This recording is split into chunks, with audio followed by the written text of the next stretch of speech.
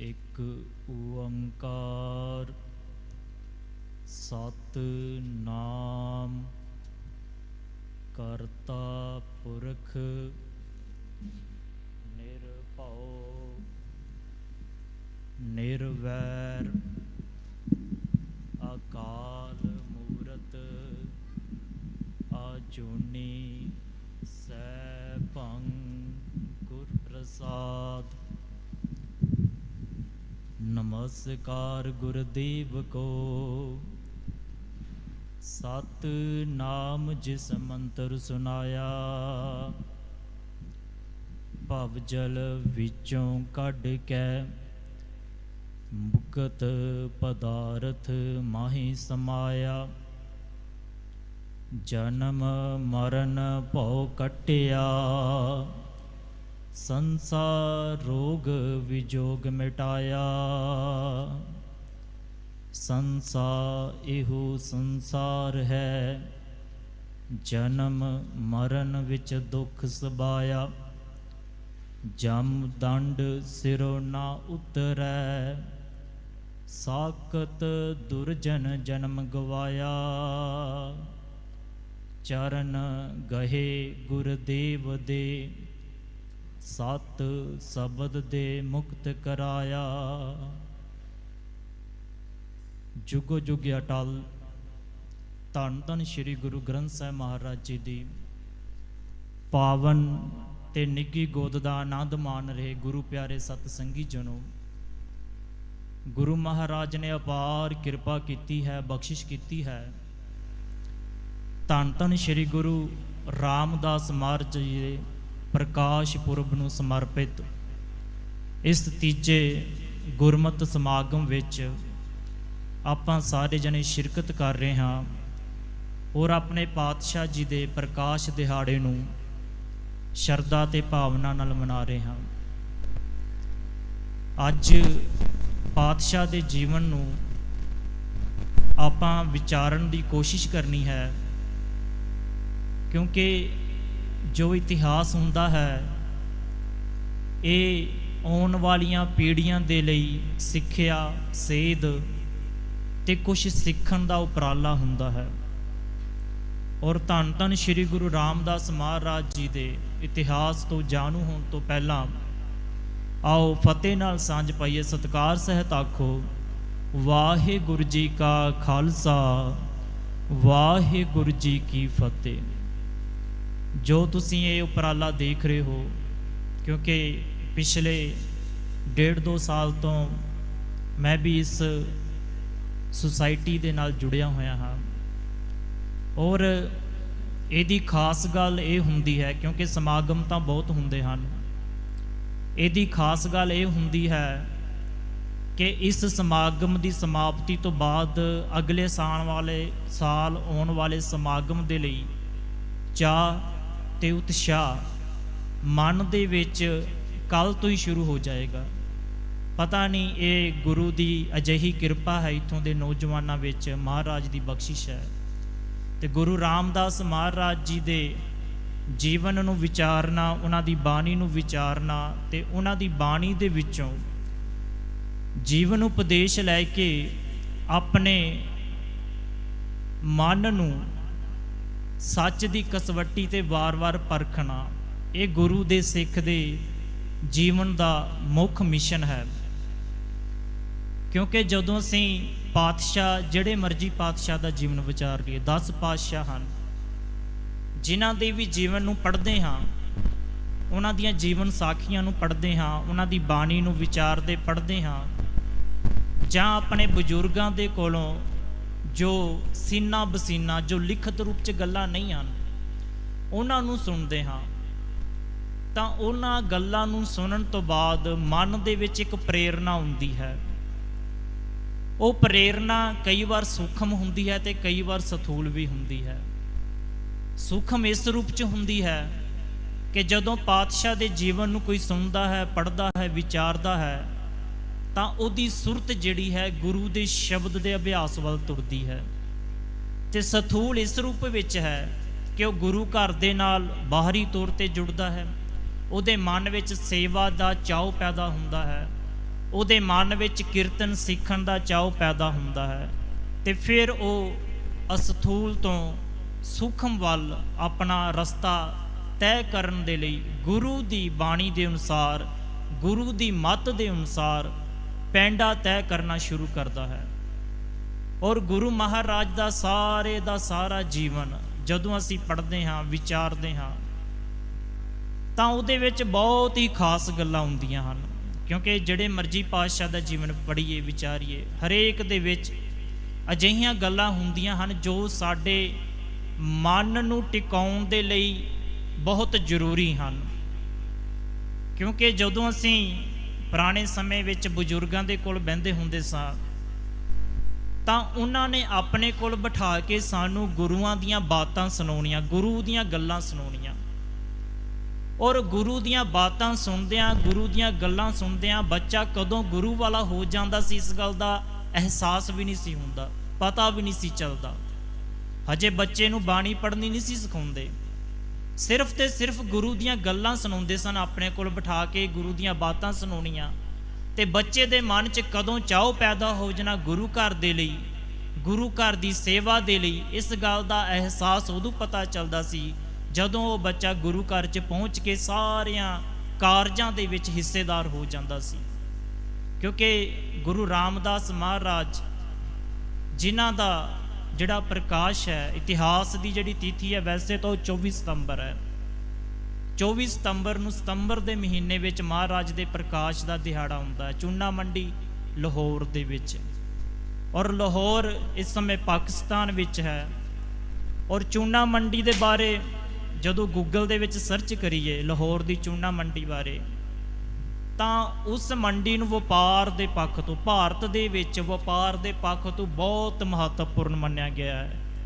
ਔਰ ਇਹ ਵੀ ਵਿਚਾਰ ਹੁੰਦੀ ਹੈ ਕਿ ਚੂਨਾ ਮੰਡੀ ਜਿਹੜੀ ਸੀ ਉਹ ਹੀਰਿਆਂ ਦੀ ਮੰਡੀ ਕਰਕੇ ਵੀ ਜਾਣੀ ਜਾਂਦੀ ਹੈ, ਜਿੱਥੇ ਹੀਰਿਆਂ ਦਾ ਵਪਾਰ ਹੁੰਦਾ ਸੀ।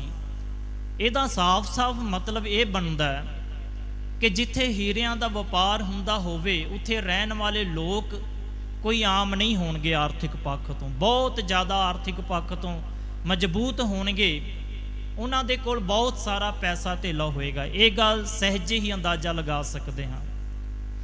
ਤੇ ਪਰ ਪਰਮ ਪਿਤਾ ਪਰਮਾਤਮਾ ਦੇ ਹੁਕਮ ਦੇ ਅਨੁਸਾਰ ਕੁਝ ਗੱਲਾਂ ਹੁੰਦੀਆਂ ਹਨ, ਉਹ ਹੋਣੀਆਂ ਹੀ ਹੁੰਦੀਆਂ ਹਨ। ਉਹਨਾਂ ਦੇ ਵਿੱਚ ਨਾ ਤਾਂ ਕੋਈ ਮਨੁੱਖ ਤੇ ਨਾ ਹੀ ਜਿਹੜਾ ਗੁਰੂ ਦੇ ਹੁਕਮ ਵਿੱਚ ਚੱਲਣ ਵਾਲਾ ਗੁਰੂ ਦਾ ਪਿਆਰਾ ਹੁੰਦਾ ਹੈ ਉਹਦੇ ਵਿੱਚ ਵਿਘਨ ਪਾਉਂਦਾ ਹੈ। ਔਰ ਪ੍ਰਮਾਤਮਾ ਦਾ ਇਹ ਭਾਣਾ ਹੈ ਕਿ ਧੰਨ ਧੰਨ ਸ਼੍ਰੀ ਗੁਰੂ ਰਾਮਦਾਸ ਮਹਾਰਾਜ ਜੀ, ਜਿਨ੍ਹਾਂ ਦਾ ਨਾਮ ਜੇਠਾ ਕਰਕੇ ਵੀ ਇਤਿਹਾਸ ਵਿੱਚ ਲਿਖਿਆ ਹੁੰਦਾ ਹੈ। ਜੇਠੇ ਦਾ ਅਰਥ ਹੁੰਦਾ ਵੱਡਾ ਹੋਣਾ, ਕਿਉਂਕਿ ਸਾਡੇ ਘਰਾਂ ਵਿੱਚ ਜਿਹੜਾ ਸਭ ਤੋਂ ਪਹਿਲਾ ਪੁੱਤਰ ਜਾਂ ਧੀ ਹੋਵੇ ਅਸੀਂ ਉਹਨੂੰ ਜੇਠੇ ਦਾ ਧੀ ਪੁੱਤ ਕਹਿੰਦੇ ਹਾਂ ਕਿ ਇਹ ਸਭ ਤੋਂ ਵੱਡਾ ਹੈ। ਤੇ ਭਾਈ ਜੇਠਾ ਜੀ ਕਰਕੇ ਉਹਨਾਂ ਦਾ ਨਾਮ ਪੈਣ ਦਾ ਕਾਰਨ ਸੀ ਕਿ ਉਹਨਾਂ ਦੇ ਛੋਟੇ ਭੈਣ ਭਰਾ ਵੀ ਸਨ, ਜੋ ਬਾਅਦ ਵਿੱਚ ਜਾ ਕੇ ਇਤਿਹਾਸ ਇਸ ਗੱਲ ਨੂੰ ਦੱਸਦਾ ਹੈ। ਤੇ ਜੋ ਪ੍ਰਮਾਤਮਾ ਦਾ ਭਾਣਾ ਸੀ, ਗੁਰੂ ਦਾ ਭਾਣਾ ਸੀ ਕਿ ਉਹਨਾਂ ਦੇ ਮਾਪਿਓ ਛੋਟੀ ਉਮਰ ਦੇ ਵਿੱਚ ਚੜ੍ਹਾਈ ਕਰ ਗਏ। ਔਰ ਇਹ ਗੱਲ ਦਾ ਅੰਦਾਜ਼ਾ ਜਿਹੜਾ ਹੈ ਅਸੀਂ ਸਹਿਜੇ ਲਗਾ ਸਕਦੇ ਹਾਂ, ਜਿਹਦੇ ਸਿਰ ਤੇ ਮਾਪਿਓ ਨਾ ਹੋਣ, ਜਿਹਦੇ ਸਿਰ ਤੇ ਉਹਦੇ ਸਾਈਂ ਨਾ ਹੋਣ, ਉਹਦੀ ਜ਼ਿੰਦਗੀ ਇਸ ਦੁਨੀਆ ਵਿੱਚ ਬਹੁਤ ਕਠਿਨ ਹੁੰਦੀ ਹੈ ਜੇਕਰ ਉਹ ਬਚਪਨ ਵਿੱਚ ਹੋਵੇ। ਹਜੇ ਪਾਤਸ਼ਾਹ ਜੀ ਬਚਪਨ ਵਿੱਚ ਹਨ, ਉਹਨਾਂ ਦੇ ਮਾਤਾ ਜੀ ਚੜ੍ਹਾਈ ਕਰ ਗਏ, ਉਹਨਾਂ ਦੇ ਪਿਤਾ ਜੀ ਚੜ੍ਹਾਈ ਕਰ ਗਏ।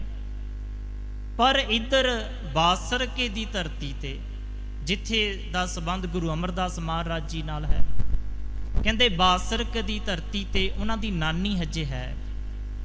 ਤੇ ਜਦੋਂ ਨਾਨੀ ਨੂੰ ਇਸ ਗੱਲ ਦਾ ਪਤਾ ਚੱਲਦਾ ਹੈ, ਸੁਨੇਹਾ ਪਹੁੰਚਦਾ ਉਹਨਾਂ ਤੱਕ ਕਿ ਉਹਨਾਂ ਦਾ ਬੱਚਾ, ਉਹਨਾਂ ਦਾ ਜਿਹੜਾ ਦੋਤਰਾ ਹੈ, ਉਹਦੀ ਕੋਈ ਵੀ ਉਹਦਾ ਧਿਆਨ ਨਹੀਂ ਰੱਖਦਾ, ਤਾਂ ਨਾਨੀ ਦੇ ਚਿੱਤ ਵਿੱਚ, ਨਾਨੀ ਦਾ ਮਨ ਵਿਲੁੰਦਰਿਆ ਜਾਂਦਾ ਹੈ। ਉਹ ਲਾਹੌਰ ਦੀ ਧਰਤੀ ਤੇ ਪਹੁੰਚਦੀ ਹੈ ਤੇ ਭਾਈ ਜੇਠਾ ਜੀ ਨੂੰ, ਗੁਰੂ ਰਾਮਦਾਸ ਮਹਾਰਾਜ ਜੀ ਨੂੰ, ਛੋਟੀ ਉਮਰ ਦੇ ਬੱਚੇ ਨੂੰ ਆਪਣੇ ਨਾਲ ਬਾਸਰਕੇ ਦੀ ਧਰਤੀ ਤੇ ਲੈ ਆਉਂਦੇ ਹਨ। ਤੇ ਜਦੋਂ ਬਾਸਰਕੇ ਦੀ ਧਰਤੀ ਤੇ ਪਹੁੰਚੇ ਤਾਂ ਨਾਨੀ ਦੀ ਉਮਰ ਵਡੇਰੀ ਹੈ, ਕਿਉਂਕਿ ਨਾਨੀ ਹੈ ਤੀਸਰੀ ਚੌਥੀ ਪੀੜ੍ਹੀ ਦੇ ਵਿੱਚ ਹੈ, ਉਮਰ ਵਡੇਰੀ ਹੈ, ਘਰ ਵਿੱਚ ਹੋਰ ਕੋਈ ਨਹੀਂ ਹੈ। ਤਾਂ ਨਾਨੀ ਨੇ ਆਉਂਦਿਆਂ ਹੀ ਉਸ ਬੱਚੇ ਨੂੰ ਇੱਕ ਗੱਲ ਕਹੀ। ਹੁਣ ਕਿਉਂਕਿ ਜਦੋਂ ਪ੍ਰਮਾਤਮਾ ਨੇ ਕਿਸੇ ਨੂੰ ਕੋਈ ਵੱਡੀ ਜ਼ਿੰਮੇਵਾਰੀ ਦੇਣੀ ਹੁੰਦੀ ਹੈ, ਜਾਂ ਕਹਿ ਲਈਏ ਜਿਨ੍ਹਾਂ ਨੇ ਆਉਣ ਵਾਲੇ ਸਮੇਂ 'ਚ ਕੁਝ ਵੱਡਾ ਕਾਰਨਾਮਾ ਕਰਨਾ ਹੁੰਦਾ ਹੈ, ਉਹਨਾਂ ਨੂੰ ਤਰਾਸ਼ਿਆ ਜਾਂਦਾ ਹੈ।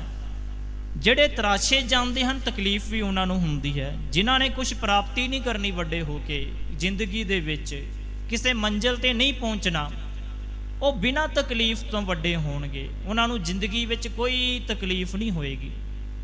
ਜਿਨ੍ਹਾਂ ਨੇ ਤਰਾਸ਼ਿਆ ਜਾਣਾ ਹੈ, ਜਿਨ੍ਹਾਂ ਨੇ ਹੀਰਾ ਬਣਨਾ ਹੈ, ਜਿਨ੍ਹਾਂ ਦਾ ਮੁੱਲ ਪੈਣਾ ਹੈ ਬਾਜ਼ਾਰ ਦੇ ਵਿੱਚ, ਉਹਨਾਂ ਨੂੰ ਤਕਲੀਫ ਸਹਿਣੀ ਪੈਂਦੀ ਹੈ। ਉਹ ਕਿਸੇ ਵੀ ਖੇਤਰ ਵਿੱਚ ਹੋ ਸਕਦਾ ਹੈ। ਤੇ ਗੁਰੂ ਰਾਮਦਾਸ ਮਹਾਰਾਜ ਜੀ ਨੂੰ ਉਹਨਾਂ ਦੀ ਨਾਨੀ ਨੇ ਇੱਕ ਗੱਲ ਕਹੀ ਕਿ ਪੁੱਤਰਾ, ਆਪਣੇ ਘਰ ਦਾ ਗੁਜ਼ਾਰਾ ਬਹੁਤ ਮੁਸ਼ਕਲ ਚੱਲਦਾ ਹੈ, ਹੁਣ ਤੇਰੀ ਜ਼ਿੰਮੇਵਾਰੀ ਵੀ ਮੇਰੇ ਤੇ ਹੈ, ਤਾਂ ਤੈਨੂੰ ਇੱਕ ਕੰਮ ਕਰਨਾ ਪਏਗਾ। ਤਾਂ ਭਾਈ ਜੇਠਾ ਜੀ ਨੇ ਕਿਹਾ, ਨਾਨੀ ਜੀ ਜੋ ਤੁਸੀਂ ਹੁਕਮ ਕਰੋਗੇ ਮੈਂ ਉਹਨੂੰ ਉਸੇ ਤਰ੍ਹਾਂ ਮੰਨਾਂਗਾ। ਨਾਨੀ ਨੇ ਘੁੰਗਣੀਆਂ ਤਿਆਰ ਕੀਤੀਆਂ। ਘੁੰਗਣੀਆਂ ਕਹਿੰਦੇ ਹਨ ਜਿਹੜੇ ਛੋਲੇ ਹੁੰਦੇ ਹਨ, ਕਾਲੇ ਚਨੇ, ਜਿਹਨੂੰ ਕਾਲੇ ਛੋਲੇ, ਉਹਨਾਂ ਨੂੰ ਉਬਾਲ ਕੇ ਜਦੋਂ ਉਬਲ ਜਾਂਦੇ ਹਨ, ਉਹਦਾ ਪਾਣੀ ਕੱਢ ਕੇ ਫਿਰ ਉਹਦੇ ਵਿੱਚ ਤੇ ਉਹਨੂੰ ਨਮਕੀਨ ਲੂਣ ਪਾ ਦਿੱਤਾ ਜਾਂਦਾ ਹੈ, ਥੋੜਾ ਮਸਾਲਾ ਪਾ ਦਿੱਤਾ ਜਾਂਦਾ, ਉਹਨੂੰ ਘੁੰਗਣੀਆਂ ਕਹਿੰਦੇ ਹਨ। ਤੇ ਨਾਨੀ ਨੇ ਘੁੰਗਣੀਆਂ ਤਿਆਰ ਕਰਕੇ ਟੋਕਰੀ 'ਚ ਪਾ ਦੇਣੀਆਂ, ਤੇ ਭਾਈ ਜੇਠਾ ਜੀ ਨੇ ਜਾਣਾ ਜਿੱਥੇ ਬਾਜ਼ਾਰ ਹੁੰਦਾ ਸੀ, ਉੱਥੇ ਵੇਚ ਕੇ ਆਉਣਾ। ਉਸ ਪੈਸੇ ਦੇ ਨਾਲ ਫਿਰ ਘਰ ਦਾ ਗੁਜ਼ਾਰਾ ਚੱਲਦਾ। ਅਜੇ ਉਮਰ ਛੋਟੀ ਹੈ, ਪਰ ਇੱਕ ਘਰ ਨੂੰ ਤੋਰਨ ਦੀ ਜ਼ਿੰਮੇਵਾਰੀ ਭਾਈ ਜੇਠਾ ਜੀ ਤੇ ਪੈ ਗਈ।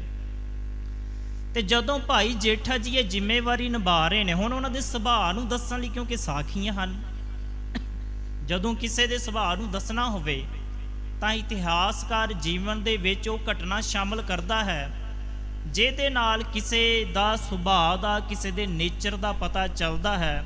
ਤੇ ਇਤਿਹਾਸਕਾਰਾਂ ਨੇ ਇੱਕ ਸਾਖੀ ਦਰਜ ਕੀਤੀ ਹੈ। ਕਹਿੰਦੇ ਭਾਈ ਜੇਠਾ ਜੀ ਘੁੰਗਣੀਆਂ ਵੇਚ ਰਹੇ ਹਨ। ਇੱਕ ਦਿਨ ਘੁੰਗਣੀਆਂ ਲੈ ਕੇ ਗਏ ਬਾਜ਼ਾਰ ਵਿੱਚ। ਕੋਈ ਫਕੀਰ ਸੁਭਾਅ ਦਾ ਇਨਸਾਨ ਆਇਆ, ਆਣ ਕੇ ਉਹਨੇ ਭਾਈ ਜੇਠਾ ਜੀ ਨੂੰ ਕਿਹਾ ਕਿ ਮੈਨੂੰ ਭੁੱਖ ਲੱਗੀ ਹੈ। ਤੇ ਜਦੋਂ ਭਾਈ ਜੇਠਾ ਜੀ ਨੇ ਇੱਕ ਮੁੱਠ ਭਰ ਕੇ ਉਹਨਾਂ ਨੂੰ ਛੋਲਿਆਂ ਦੀ, ਤੇ ਨਾਲ ਹੀ ਕਹਿਤਾ ਕਿ ਮੇਰੇ ਕੋਲ ਪੈਸੇ ਨਹੀਂ ਹੈਗੇ, ਤਾਂ ਭਾਈ ਜੇਠਾ ਜੀ ਵੀ ਕੋਈ ਗੱਲ ਨਹੀਂ, ਫਿਰ ਕੀ ਹੋ ਗਿਆ, ਇੱਕ ਮੁੱਠ ਲਈ। ਕਹਿੰਦੇ ਇਹਦੇ ਨਾਲ ਤੇ ਮੇਰਾ ਗੁਜ਼ਾਰਾ ਨਹੀਂ ਹੋਣਾ। ਦੂਸਰੀ, ਤੀਸਰੀ, ਚੌਥੀ ਤੇ ਅਖੀਰ ਤੇ ਸਾਰੇ ਦੇ ਸਾਰੇ ਜਿਹੜੇ ਘੁੰਗਣੀਆਂ ਸਨ ਉਸ ਫਕੀਰ ਦੀ ਝੋਲੀ 'ਚ ਪਾਤੀਆਂ ਤੇ ਘਰ ਖਾਲੀ ਆ ਗਏ। ਇਹ ਉਹਨਾਂ ਦਾ ਸੁਭਾਅ ਹੈ, ਗੁਰੂ ਰਾਮਦਾਸ ਮਹਾਰਾਜ ਜੀ ਦਾ ਦਇਆ ਦਾ ਸੁਭਾਅ। ਜੀਆਂ ਤੇ ਦਇਆ ਕਰਨਾ ਇਹ ਮਨੁੱਖ ਦਾ ਸਭ ਤੋਂ ਸ੍ਰੇਸ਼ਟ ਜਿਹੜਾ ਸੁਭਾਅ ਮੰਨਿਆ ਗਿਆ ਹੈ। ਕਿਉਂਕਿ ਮਹਾਰਾਜ ਕਹਿੰਦੇ ਜਦੋਂ ਧਰਮ ਪੈਦਾ ਹੋਏਗਾ ਨਾ ਮਨੁੱਖ ਦੇ ਅੰਦਰ, ਸਭ ਤੋਂ ਪਹਿਲਾਂ ਉਹਦੇ ਅੰਦਰ ਦਇਆ ਵਿਕਸਿਤ ਹੋਏਗੀ। ਦਇਆ ਦਾ ਅਰਥ ਹੁੰਦਾ ਹੈ ਜਦੋਂ ਅਸੀਂ ਕਿਸੇ ਦੀ ਭਲਾਈ ਕਰੀਏ ਤੇ ਉਹਦੇ ਪਿੱਛੇ ਕਿਸੇ ਤਰ੍ਹਾਂ ਦੀ ਇੱਛਾ ਨਾ ਹੋਵੇ, ਉਹਦੇ ਪਿੱਛੇ ਕਿਸੇ ਤਰ੍ਹਾਂ ਦਾ ਸਵਾਰਥ ਨਾ ਹੋਵੇ। ਬਿਨਾਂ ਸਵਾਰਥ ਤੋਂ ਕਿਸੇ ਲਈ ਕੀਤਾ ਜਾਣ ਵਾਲਾ ਉਪਰਾਲਾ ਇਹ ਦਇਆ ਦੇ ਵਿੱਚ ਸ਼ਾਮਲ ਹੋ ਜਾਂਦਾ ਹੈ। ਤੇ ਦਇਆ ਧਰਮ ਦੀ ਜੜ ਹੈ।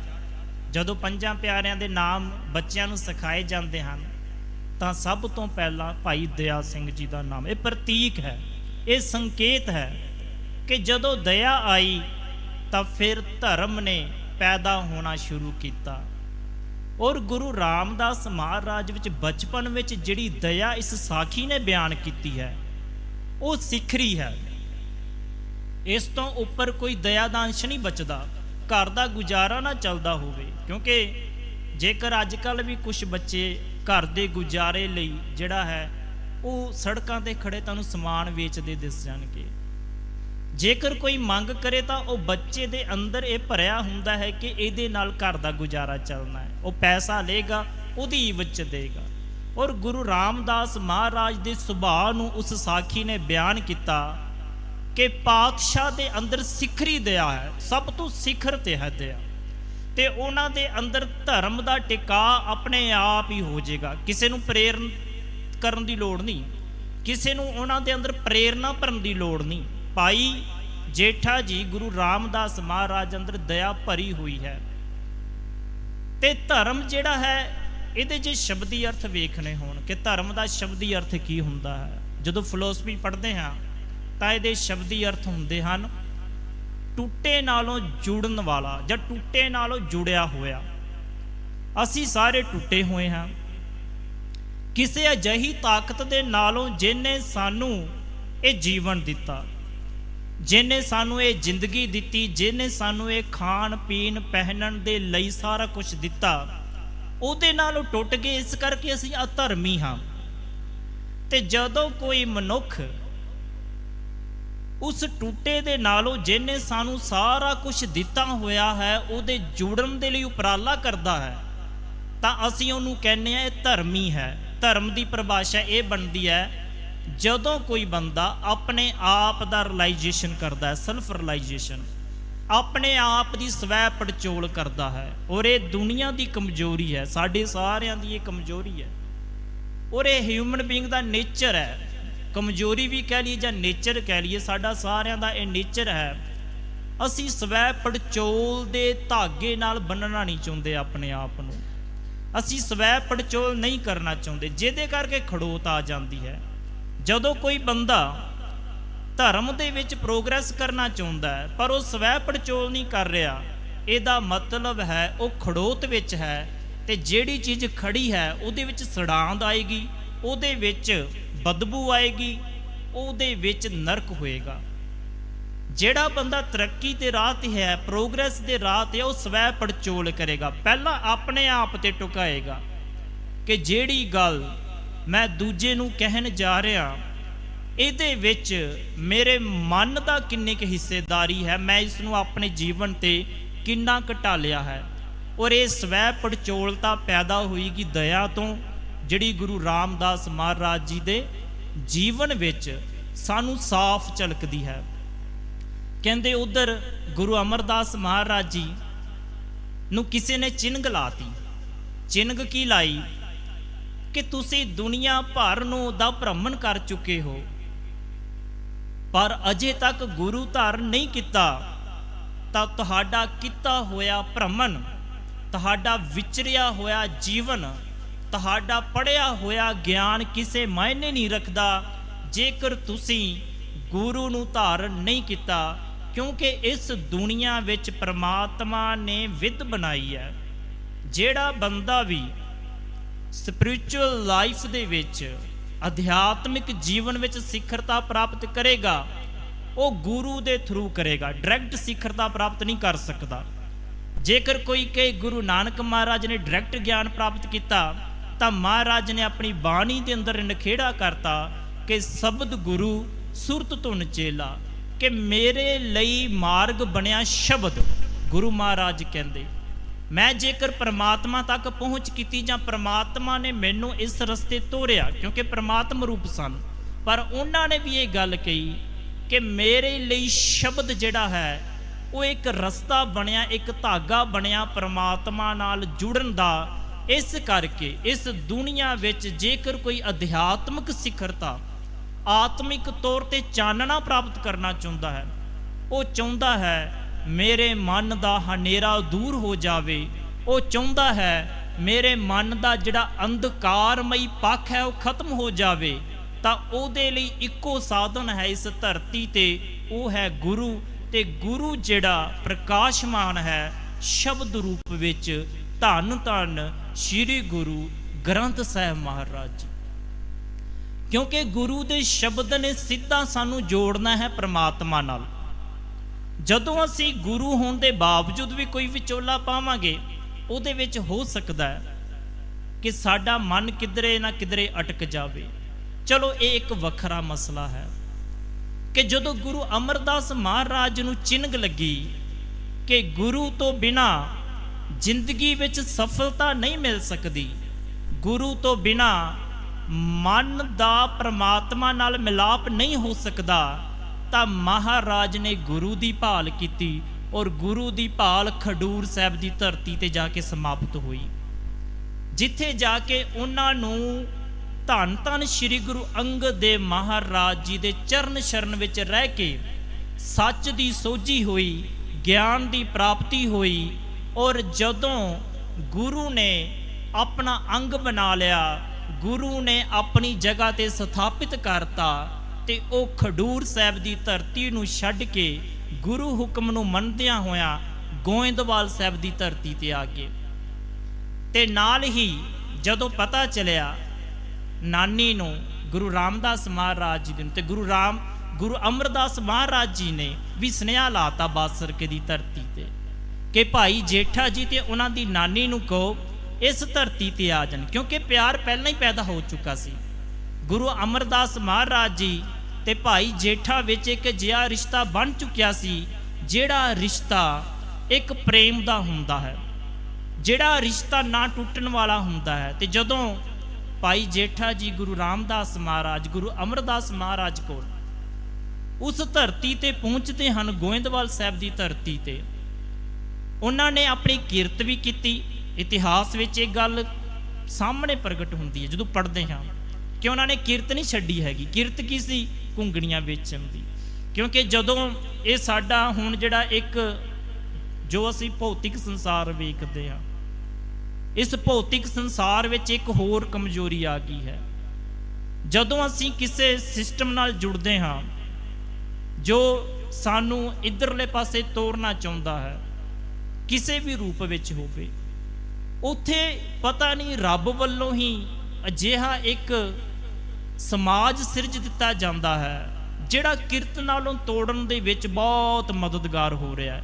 ਪਰ ਪਾਤਸ਼ਾਹ ਨੇ ਇਹ ਗੱਲ ਜੀਵਨ ਤੋਂ ਝਲਕਦੀ ਹੈ ਕਿ ਗੁਰੂ ਅਮਰਦਾਸ ਮਹਾਰਾਜ ਜੀ ਨਾਲ ਜੁੜ ਚੁੱਕੇ ਹਨ, ਉਹਨਾਂ ਦੇ ਘਰ, ਉਹਨਾਂ ਦੇ ਦਰਬਾਰ ਵਿੱਚ ਰਹਿੰਦੇ ਹਨ, ਪਰ ਹਜੇ ਉਹਨਾਂ ਨੇ ਕਿਰਤ ਨਹੀਂ ਛੱਡੀ। ਕਿਉਂ? ਕਿਉਂਕਿ ਉਸ ਅਵਸਥਾ ਤੇ ਪਹੁੰਚਣ ਤੋਂ ਪਹਿਲਾਂ, ਜਿਹੜੀ ਅਵਸਥਾ ਅਜਿਹੀ ਹੁੰਦੀ ਹੈ ਜਿਹਦੇ ਵਿੱਚ ਅਸੀਂ ਬਿਨਾਂ ਗੁਰੂ ਤੋਂ ਰਹਿ ਨਾ ਸਕੀਏ, ਹਜੇ ਥੋੜਾ ਜਿਹਾ ਪਿੱਛੇ ਹਨ, ਪਰ ਕਿਰਤ ਜਦੋਂ ਉੱਥੇ ਪਹੁੰਚੇ ਫਿਰ ਪੂਰੀ ਤਰ੍ਹਾਂ ਸਮਰਪਿਤ ਹੋ ਗਏ ਗੁਰੂ ਘਰ ਨੂੰ, ਪੂਰੀ ਤਰ੍ਹਾਂ ਆਪਣਾ ਸਾਰਾ ਜੀਵਨ ਸਮਰਪਿਤ ਕਰਤਾ। ਔਰ ਜੀਵਨ ਸਮਰਪਿਤ ਕੀਤਾ, ਦਿਨ ਰਾਤ ਸੇਵਾ ਕਰਨੀ, ਜਿੱਦਾਂ ਗੁਰੂ ਅਮਰਦਾਸ ਮਹਾਰਾਜ ਜੀ ਨੇ ਸੇਵਾ ਕੀਤੀ ਗੁਰੂ ਅੰਗਦ ਸਾਹਿਬ ਜੀ ਦੀ। ਔਰ ਜਦੋਂ ਗੁਰੂ ਅਮਰਦਾਸ ਮਹਾਰਾਜ ਸੇਵਾ ਕਰਦੇ ਸਨ ਤਾਂ ਉਹਨਾਂ ਨੇ ਇੱਕ ਸੇਵਾ ਮੰਗ ਕੇ ਲਈ। ਭਾਈ ਸੰਤੋਖ ਸਿੰਘ ਜੀ ਚੂੜਾਮਣੀ ਸੂਰਜ ਪ੍ਰਕਾਸ਼ ਜ਼ਿਕਰ ਕਰਦੇ ਹਨ, ਕਹਿੰਦੇ ਇੱਕ ਸੇਵਾ ਉਹਨਾਂ ਨੇ ਸੰਗਤ ਕੋਲੋਂ ਮੰਗ ਕੇ ਲਈ ਕਿ ਗੁਰੂ ਅੰਗਦ ਸਾਹਿਬ ਜੀ ਨੂੰ ਜਿਹੜਾ ਇਸ਼ਨਾਨ ਤੁਸੀਂ ਕਰਾਉਂਦੇ ਹੋ, ਉਹ ਜਲ ਵਾਲੀ ਗਾਗਰ ਮੈਂ ਬਿਆਸ ਤੋਂ ਭਰ ਕੇ ਲੈ ਆਵਾਂ ਤਾਂ ਤੁਹਾਨੂੰ ਕੋਈ ਇਤਰਾਜ਼ ਤਾਂ ਨਹੀਂ? ਸੰਗਤ ਕਹਿੰਦੀ ਕੋਈ ਇਤਰਾਜ਼ ਨਹੀਂ। ਕਹਿੰਦੇ ਜੇ ਲੰਗਰ ਵਾਸਤੇ ਜਲ ਭਰ ਕੇ ਮੈਂ ਲੈ ਆਵਾਂ ਤੁਹਾਨੂੰ ਕੋਈ ਇਤਰਾਜ਼ ਤਾਂ ਨਹੀਂ? ਸੰਗਤ ਕਹਿੰਦੀ ਕੋਈ ਇਤਰਾਜ਼ ਨਹੀਂ। ਇਹ ਦੋਨੋਂ ਸੇਵਾਵਾਂ ਉਹਨਾਂ ਨੇ ਮੰਗ ਕੇ ਲਈਆਂ, ਕਿਉਂਕਿ ਜਿੰਨੇ ਵੀ ਗੁਰੂ ਸਾਹਿਬਾਨ ਹੋਏ ਹਨ, ਸਿਮਰਨ ਤੇ ਸੇਵਾ, ਇਹਨਾਂ ਨੂੰ ਕਈ ਵਾਰ ਕਥਾਵਾਚਕ ਖੰਭ ਵੀ ਕਹਿ ਦਿੰਦੇ ਹਨ। ਦੋ ਖੰਭ ਹਨ, ਜਿਹਨੇ ਉਡਾਰੀ ਮਾਰਨੀ ਹੈ ਅਧਿਆਤਮਿਕ ਜੀਵਨ ਵਿੱਚ, ਉਹ ਸੇਵਾ ਤੇ ਸਿਮਰਨ ਦਾ ਖੰਭ ਲਾ ਕੇ ਉੱਡ ਸਕਦਾ ਹੈ। ਤੇ ਜਦੋਂ ਗੁਰੂ ਰਾਮਦਾਸ ਮਹਾਰਾਜ ਜੀ ਗੁਰੂ ਅਮਰਦਾਸ ਮਹਾਰਾਜ ਦੇ ਦਰਬਾਰ ਵਿੱਚ ਆਏ, ਪਾਤਸ਼ਾਹ ਦੀ ਸ਼ਰਨ ਵਿੱਚ ਆਏ, ਤਾਂ ਉਹਨਾਂ ਨੇ ਦਿਨ ਰਾਤ ਸੇਵਾ ਕੀਤੀ ਬਿਨਾਂ ਨਾਗਾ ਪਾਇਆ। ਔਰ ਇੰਨੀ ਸੇਵਾ ਕੀਤੀ, ਇੱਕ ਥਾਂ ਤੇ ਇਹ ਗੱਲ ਦਾ ਜ਼ਿਕਰ ਹੁੰਦਾ ਹੈ ਕਿ ਉਧਰ ਮਹਾਰਾਜ ਨੇ ਪਾਣੀ ਦੀ ਕਮੀ ਦੂਰ ਕਰਨ ਲਈ ਬੌਲੀ ਸਾਹਿਬ ਦਾ ਜਿਹੜਾ ਨਿਰਮਾਣ ਸ਼ੁਰੂ ਕਰਤਾ। ਬੌਲੀ ਉਹ ਧਰਤੀ ਹੁੰਦੀ ਹੈ ਜਿੱਥੇ ਪੌੜੀਆਂ ਦੇ ਦੁਆਰਾ ਪਹੁੰਚਿਆ ਜਾਂਦਾ ਹੈ। ਖੂਹ ਹੁੰਦਾ ਹੈ, ਖੂਹ ਦੇ ਵਿੱਚ ਅਸੀਂ ਡੋਲ ਪਾ ਕੇ ਕੋਈ ਬਾਲਟੀ ਸੁੱਟ ਕੇ ਪਾਣੀ ਕੱਢਦੇ ਹਾਂ, ਤੇ ਬੌਲੀ ਦਾ ਇਹ ਨਿਸ਼ਾਨੀ ਹੁੰਦੀ ਉਹ ਪੌੜੀਆਂ ਦੇ ਦੁਆਰਾ ਅਸੀਂ ਪਹੁੰਚ ਕਰਦੇ। ਬਹੁਤ ਸਾਰੀਆਂ ਬੌਲੀਆਂ ਹਨ ਜਿਹੜੀਆਂ ਪਾਤਸ਼ਾਹ ਹੋਰਾਂ ਨੇ ਬਣਵਾਈਆਂ। ਬੌਲੀ ਦਾ ਨਿਰਮਾਣ ਚੱਲ ਰਿਹਾ ਸੀ। ਭਾਈ ਜੇਠਾ ਜੀ ਆਪਣੇ ਸੀਸ ਤੇ, ਆਪਣੇ ਸਿਰ ਤੇ ਮਿੱਟੀ ਢੋ ਰਹੇ ਸਨ, ਤੇ ਉਹਨਾਂ ਦੇ ਪਰਿਵਾਰ ਦੇ, ਉਹਨਾਂ ਦੇ ਰਿਸ਼ਤੇਦਾਰੀ ਦੇ ਲੋਕ ਆਏ। ਇਹ ਵਿਆਹ ਤੋਂ ਬਾਅਦ ਦੀ ਘਟਨਾ ਹੈ, ਕਿਉਂਕਿ ਜਦੋਂ ਪਾਤਸ਼ਾਹ ਨੇ ਪੁੱਛਿਆ ਕਿ ਕਿਹੋ ਜਿਹਾ ਵਰ ਚਾਹੀਦਾ ਹੈ, ਕਹਿੰਦੇ ਜੀ ਭਾਈ ਜੇਠਾ ਜੀ ਵਰਗਾ। ਕਹਿੰਦੇ ਇਹਨਾਂ ਵਰਗਾ ਇਹੀ ਹੈ। ਤੇ ਬੀਬੀ ਭਾਨੀ ਜੀ ਦਾ ਆਨੰਦ ਕਾਰਜ ਭਾਈ ਜੇਠਾ ਜੀ ਨਾਲ ਕਰਤਾ। ਉਸ ਤੋਂ ਬਾਅਦ ਜਦੋਂ ਰਿਸ਼ਤੇਦਾਰ ਆਏ, ਕਿਉਂਕਿ ਜਵਾਈ ਹਨ, ਔਰ ਜਵਾਈ ਦਾ ਇੱਕ ਸਟੇਟਸ ਹੈ, ਇਹ ਆਮ ਜੀ ਗੱਲ ਹੈ, ਇਹਦੇ ਵਿੱਚ ਕੋਈ ਦੱਸਣ ਦੀ ਲੋੜ ਨਹੀਂ। ਕਿ ਅਸੀਂ ਪੁੱਤਰਾਂ ਨਾਲੋਂ ਵੀ ਵੱਧ ਜਵਾਈ ਨੂੰ ਮਾਨਤਾ ਦਿੰਦੇ, ਉਹਦਾ ਸਤਿਕਾਰ, ਉਹਦਾ ਰਿਸਪੈਕਟ ਕਰਦੇ ਹਾਂ। ਤੇ ਜਦੋਂ ਪਾਤਸ਼ਾਹ ਦੇ ਦਰਬਾਰ ਦੇ ਅੰਦਰ ਉਹਨਾਂ ਦੇ ਰਿਸ਼ਤੇਦਾਰਾਂ ਨੇ ਦੇਖਿਆ ਕਿ ਇਹ ਤਾਂ ਗੁਰੂ ਘਰ ਵਿੱਚ ਮਿੱਟੀ ਸੁੱਟ ਰਹੇ ਜਵਾਈ ਭਾਈ ਹੋ ਕੇ, ਤਾਂ ਗੁਰੂ ਨੇ ਕੰਮ ਚੰਗਾ ਨਹੀਂ ਕੀਤਾ। ਪਾਤਸ਼ਾਹ ਦੇ ਕੋਲ ਗਏ ਸਾਰੇ ਇਕੱਠੇ ਹੋ ਕੇ, ਗੁਰੂ ਅਮਰਦਾਸ ਮਹਾਰਾਜ ਕੋਲ ਸ਼ਿਕਾਇਤ ਲੈ ਕੇ। ਗੁਰੂ ਅਮਰਦਾਸ ਮਹਾਰਾਜ ਜੀ ਨੇ ਖੜੇ ਹੋਏ ਕਿ ਕੁੜਮ ਆਏ ਹਨ, ਉਹਨਾਂ ਨੂੰ ਇੱਜ਼ਤ ਮਾਨ ਦਿੱਤਾ, ਬਿਠਾਇਆ, ਤੇ ਉਹਨਾਂ ਨੇ ਸ਼ਿਕਾਇਤ ਕੀਤੀ ਕਿ ਗੁਰੂ ਅਮਰਦਾਸ ਮਹਾਰਾਜ ਜੀ ਅੱਗੇ ਕਿ ਭਾਈ ਜੇਠਾ ਜੀ ਤੁਹਾਡੇ ਘਰ ਦੇ ਜਵਾਈ ਹਨ, ਤੁਸੀਂ ਇਹਨਾਂ ਨੂੰ ਇੰਨਾ ਨੀਚਤਾ ਵਾਲਾ ਕੰਮ ਤੇ ਕਿਉਂ ਲਾਇਆ ਹੋਇਆ ਹੈ। ਤਾਂ ਜਦੋਂ ਇਹ ਗੱਲ ਭਾਈ ਜੇਠਾ ਜੀ ਕੋਲ ਪਹੁੰਚੀ ਤਾਂ ਭਾਈ ਜੇਠਾ ਜੀ ਗੁਰੂ ਅਮਰਦਾਸ ਮਹਾਰਾਜ ਕੋਲ ਆਏ, ਆਣ ਕੇ ਬੇਨਤੀ ਕੀਤੀ, ਪਾਤਸ਼ਾਹ ਇਹ ਲੋਕ ਨਹੀਂ ਜਾਣਦੇ, ਇਹ ਲੋਕ ਨਹੀਂ ਜਾਣਦੇ ਕਿ ਤੁਹਾਡਾ ਤੇ ਮੇਰਾ ਰਿਸ਼ਤਾ ਕੀ ਹੈ, ਇਹ ਲੋਕ ਨਹੀਂ ਜਾਣਦੇ ਇਹ ਸੇਵਾ ਦਾ ਮਹੱਤਵ ਕੀ ਹੈ, ਇਹ ਲੋਕ ਨਹੀਂ ਜਾਣਦੇ ਗੁਰੂ ਕੀ ਹੁੰਦਾ ਹੈ। ਇਸ ਕਰਕੇ ਇਹਨਾਂ ਵੱਲੋਂ ਮੈਂ ਮਾਫੀ ਮੰਗਣਾ ਤੇ ਤੁਹਾਨੂੰ ਬੇਨਤੀ ਕਰਦਾ ਕਿ ਜਿਹੜੀਆਂ ਸੇਵਾਵਾਂ ਤੁਸੀਂ ਮੈਨੂੰ ਦਿੱਤੀਆਂ ਹੋਈਆਂ ਹਨ, ਇਹ ਸੇਵਾਵਾਂ ਮੇਰੇ ਕੋਲੋਂ ਕਦੀ ਵੀ ਖੋਇਓ ਨਾ। ਇੰਨੀ ਕੁ ਗੱਲ ਸੀ। ਹੁਣ ਪਰਖ ਹੋਣੀ ਸੀ। ਪਰਖ ਕੀ ਹੋਣੀ ਸੀ ਕਿ ਗੁਰੂ ਅਮਰਦਾਸ ਮਹਾਰਾਜ ਜੀ ਨੇ ਆਪਣੀ ਜਗ੍ਹਾ ਤੇ ਕਿਹਨੂੰ ਚੌਥੇ ਪਾਤਸ਼ਾਹ ਦੇ ਰੂਪ 'ਚ ਦੇਖਣਾ ਹੈ। ਕਿਉਂਕਿ ਭਾਈ ਗੁਰਦਾਸ ਦਾ ਇੱਕ ਕਵਿਤ ਸਵਈਆ ਹੁੰਦਾ ਹੈ, ਗੁਰੂ ਤੇ ਸਿੱਖ ਦੇ ਰਿਲੇਸ਼ਨ ਦੇ ਨਾਲ ਸੰਬੰਧਿਤ ਹੈ ਕਿ ਗੁਰੂ ਦਾ ਸਿੱਖ ਨਾਲ, ਜਿਹੜਾ ਸਿੱਖ ਸਮਰਪਿਤ ਹੈ ਗੁਰੂ ਨੂੰ, ਆਪਣੇ ਮਨੋਂ, ਆਪਣੇ ਤਨੋਂ ਤੇ ਆਪਣੇ ਧਨ ਤੋਂ ਗੁਰੂ ਨੂੰ ਸਮਰਪਿਤ ਹੈ। ਕਹਿੰਦੇ ਕਿ ਜਿਹੜਾ ਗੁਰੂ ਦਾ ਸੱਚਾ ਸਿੱਖ ਹੁੰਦਾ ਹੈ, ਸਤਿਗੁਰ ਚਰਨ ਸਰਨ ਚਲ ਜਾਏ ਸਿੱਖ, ਤਾਂ ਚਰਨ ਸਰਨ ਜਗਤ ਚੱਲ ਆਵੀ। ਪਹਿਲੀ ਪੰਕਤੀ ਕਿ ਜਦੋਂ ਕੋਈ ਗੁਰੂ ਦੇ ਪ੍ਰੇਮ ਵਾਲਾ ਗੁਰੂ ਦੀ ਸ਼ਰਨ ਵਿੱਚ ਸ਼ਰਧਾ ਤੇ ਭਾਵਨੀ ਦੇ ਨਾਲ ਚੱਲ ਕੇ ਆਉਂਦਾ ਹੈ, ਤਾਂ ਭਾਈ ਗੁਰਦਾਸ ਜੀ ਕਹਿੰਦੇ ਕਵਿਤ ਸਵਈਆਂ ਵਿੱਚ ਕਿ ਉਸੇ ਤਰ੍ਹਾਂ ਹੀ ਸਾਰਾ ਸੰਸਾਰ ਉਹਦੇ ਚਰਨਾਂ ਦੇ ਵਿੱਚ ਆਣ ਕੇ ਸੀਸ ਝੁਕਾਏਗਾ। ਇਹਦੇ ਲਈ ਇਤਿਹਾਸ ਗਵਾਹ ਹੈ, ਜਿਨੇ ਜਿਨੇ ਮਨ ਨੂੰ ਗੁਰੂ ਦੇ ਅੱਗੇ ਸਮਰਪਿਤ ਕਰਤਾ, ਉਸ ਦੇ ਅੱਗੇ ਦੁਨੀਆ ਨੇ ਆਪਣੇ ਆਪ ਨੂੰ ਸਮਰਪਿਤ ਕਰਤਾ। ਕਈ ਸਾਧੂ, ਕਈ ਮਹਾਤਮਾ, ਕਈ ਮਹਾਪੁਰਖ ਹੋਏ ਹਨ, ਜਿਨ੍ਹਾਂ ਦੇ ਨਾਮ ਲੈਣੇ ਸ਼ੁਰੂ ਕਰੀਏ ਤਾਂ ਦੁਨੀਆ ਵਿੱਚ ਨਾਮ ਨਹੀਂ ਖਤਮ ਹੋਣਗੇ, ਕਿਉਂਕਿ ਬੇਅੰਤ ਨਾਮ ਹਨ।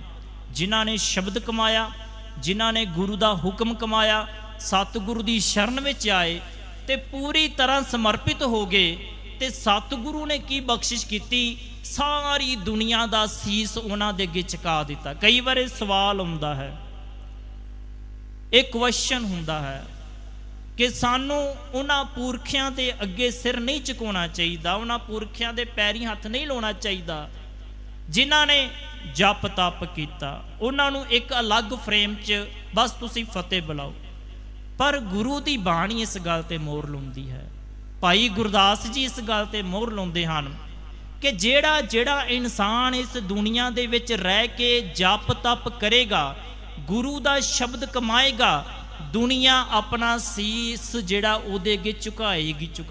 ਇਹਨੂੰ ਕੋਈ ਨਹੀਂ ਰੋਕ ਸਕਦਾ। ਭਾਵੇਂ ਅਸੀਂ ਲੱਖ ਵਾਰ ਕਹਿ ਦਈਏ, ਅਸੀਂ ਲੱਖ ਵਾਰ ਲਿਖ ਕੇ ਲਾ ਦਈਏ ਸੀਸ ਨਹੀਂ ਝੁਕਾਉਣਾ, ਪਰ ਗੁਰੂ ਦੀ ਬਾਣੀ ਦਾ ਅਟਲ ਫਰਮਾਨ ਹੈ, ਭਾਈ ਗੁਰਦਾਸ ਦਾ ਇਹ ਵਚਨ ਹੈ ਕਿ ਜਿਹੜਾ ਜਿਹੜਾ ਜਪ ਕਰੇਗਾ, ਤਪ ਕਰੇਗਾ, ਸੇਵਾ ਕਰੇਗਾ, ਸਿਮਰਨ ਕਰੇਗਾ, ਸਾਰੀ ਦੁਨੀਆ ਉਹਦੇ ਅੱਗੇ ਸੀਸ ਝੁਕਾਏਗੀ, ਭਾਵੇਂ ਕੁਛ ਦਾ ਕੁਛ ਹੋ ਜਾਏ। ਸਤਿਗੁਰ ਚਰਨ ਸਰਨ ਜਲ ਚਾਹੇ ਸਿੱਖ, ਤਾਂ ਚਰਨ ਸਰਨ ਜਗਤ ਚੱਲ ਆਵੀ।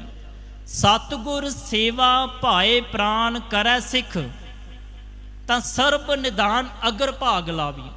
ਕਿ ਜੇਕਰ ਕੋਈ ਗੁਰੂ ਦਾ ਸਿੱਖ ਗੁਰੂ ਦੇ ਅੱਗੇ ਆਪਣੇ ਪ੍ਰਾਣਾਂ ਦੇ ਨਾਲ ਸੇਵਾ ਕਰਦਾ, ਤਾਂ ਮਹਾਰਾਜ ਕਹਿੰਦੇ, ਭਾਈ ਗੁਰਦਾਸ ਜੀ ਕਹਿੰਦੇ ਕਿ ਸਾਰੇ ਤਰ੍ਹਾਂ ਦੇ ਖਜ਼ਾਨੇ ਉਹਦੇ ਅੱਗੇ ਪਿੱਛੇ ਤੁਰਨਗੇ। ਜਿਹੜੀਆਂ ਆਪਾਂ 18 ਜਿਹੜੀਆਂ ਸਿੱਧੀਆਂ ਦੀ ਜਾਂ 9 ਤਰ੍ਹਾਂ ਦੇ ਖਜ਼ਾਨਿਆਂ ਦੀ ਨਿੱਧਾਂ ਦੀ ਗੱਲ ਕਰਦੇ ਕਿ ਪਾਤਸ਼ਾਹ ਦੀ ਬਾਣੀ ਕਹਿੰਦੀ ਅੱਗੇ ਪਿੱਛੇ ਤੁਰਦੀਆਂ ਹਨ। ਔਰ ਸਿੱਧ ਕਿਉਂਕਿ ਇਹਦੇ ਵਿੱਚ ਰੁਕ ਗਏ ਸਨ, ਤੇ ਮਹਾਰਾਜ ਨੇ ਕਿਹਾ ਤੁਸੀਂ ਥੋੜਾ ਜਿਹਾ ਆਪਣਾ ਮਾਰਗ ਬਦਲੋ। क्योंकि जिहड़ी चीज़ ने तुहानूं फसाउणा है, पातशाह कहंदे अगे पिछे तुरनगियां। जिहड़ा गुरु की सेवा दे विच अपने मनों लग जावे, अपने प्राणां दी आहुति दे के लग जावे, उहदे पिछे 18 सिद्धियां 9 निधां आउणगियां और आउंदियां भी ने। इहदे विच कोई दो राय नहीं हैगी, इहदे विच कोई दलील देण वाली गल नहीं है, इहदे विच कोई तर्क पेश करन वाली गल नहीं है। ये दुनिया दा सच है कि जिन्ने भी गुरु की सेवा की उहदे पिछे खजाने तुरे, पर गुरु दे सिख दी ये ताकत रही है, वो इन्हां दे नाल मोह नहीं पाउंदा, वो इन्हां दे विच रचदा नहीं, अपने आप नूं विरवे रखदा है। पर जिहड़े सिद्ध सन, क्योंकि जदों गुरु रामदास महाराज दा दरबार लगा ना, ते सिद्धां दे मन विच ख्याल आया कि गुरु नानक महाराज बहुत पहुंची हुई रूह सन। चलो कोई ना, हुण इन्हां नूं भी परख के वेख लीए कि ये किस तरह गुरु नानक महाराज के उपदेश नूं अगे दिंदे हन। जदों सिद्ध इकट्ठे हो के कुछ सिद्ध आए, गुरु रामदास महाराज ने सवाल जवाब किते। वो कहंदे तुसीं इस गद्दी ते बैठे हो, गुरियाई ते बैठे हो, सुशोभित हो रहे हो, कोई विचार दो। तो महाराज ने एक विचार दिता। उन्होंने सीधा रिद्धियां सिद्धियां की गल की। उन्होंने कहते महाराज कहते इस दुनिया विच नाम तो वड्डी कोई शै नहीं है। नाम की परिभाषा की है, नाम की हुंदा है, नाम किवें जपिया जांदा है, इहदे बारे बहुत सारियां फिलोसफियां हैं। पर सौखा जिहा जिहड़ा सानू मर्यादा दे विच गल दृढ़ करवाई गई है, वो ये है कि जदों गुरु का सिख सवेरे उठ के वाहिगुरु गुर मंत्र का अभ्यास करता है, बाणी का अभ्यास करता है, कीर्तन सुनता है, कथा सुनता है, ਇਹਦੇ ਵਿੱਚ ਜਿਹੜੀ ਇਕਾਗਰਤਾ ਪੈਦਾ ਹੁੰਦੀ ਹੈ, ਮਨ ਦਾ ਧਿਆਨ ਟਿਕਦਾ ਹੈ, ਇਹ ਨਾਮ ਹੈ। ਜਦੋਂ ਸਾਡਾ ਮਨ ਟਿਕਣ ਲੱਗ ਜਾਵੇ ਗੁਰੂ ਦੇ ਸ਼ਬਦ ਵਿੱਚ, ਇਹਦਾ ਮਤਲਬ ਇਹ ਨਾਮ ਹੈ। ਇਹਦੀਆਂ ਫਾਰਮਸ ਅਲੱਗ-ਅਲੱਗ ਹਨ। ਵਾਹਿਗੁਰੂ ਗੁਰਮੰਤਰ ਦਾ ਜਾਪ ਕਰਨਾ, ਸਵੇਰੇ ਉੱਠ ਕੇ 5 ਬਾਣੀਆਂ ਦਾ ਨਿਤਨੇਮ ਕਰਨਾ, ਗੁਰੂ ਘਰ ਵਿੱਚ ਆਣ ਕੇ ਗੁਰੂ ਦਾ ਵਾਕ ਸੁਣਨਾ, ਗੁਰੂ ਘਰ ਵਿੱਚ ਆਣ ਕੇ ਕੀਰਤਨ ਸੁਣਨਾ, ਗੁਰੂ ਦੀ ਕਥਾ ਵਿਚਾਰ ਸੁਣਨੀ, ਇਹਦੀਆਂ ਅਲੱਗ-ਅਲੱਗ ਫਾਰਮਸ ਹਨ। पर इन्हां सारियां दा निचोड़ एक ही है, इन्हां सारियां दा तत्त एक ही है, मन दा शब्द विच टिक जाना। वो सेवा भी हो सकती है। जदों मन दे विच टिका है, मन विच कोई हलचल नहीं, मन टिकना शुरू हो गया। क्योंकि कई बार महाराज ने अखां बंद करन वाली भी गल कीती है कि तुसीं अखां बंद करके बह जाने हो, पर तुहाडा मन माया विच है। और ਇਹਦੀ व्याख्या होर तरीके नाल भी मिलती है। जदों साडा ध्यान टिकदा है, जदों साडे दरवाजे बंद हुंदे हन, सहज भावी जदों ध्यान टिकदा है, मन टिकदा है, उदों साडे बाहर दे दरवाजे बंद होने शुरू हो जाते हैं। बाहरला दरवाजा की है? अखां, ये बाहरला दरवाजा है। ਕੰਨ साडे बाहरले दरवाजे हैं, जीभ साडी बाहरली है। जदों असीं अजे अंदर टिका विच नहीं, साडियां अखां दुनिया दा रस वेखदियां ने। अख जिहड़ियां ये रस मानदी है, रूप विचों रस मानदी, जिते जाएगी ये रूप नूं देखेगी। क्यों? क्योंकि ये विच रस है। ਕੰਨ जिथे जाणगे उत्थे कुछ ना कुछ सुनना चाहुंदे ने। वो निंदिया रूप च भी हो सकता है, वो उस्तत रूप विच ही हो सकता है।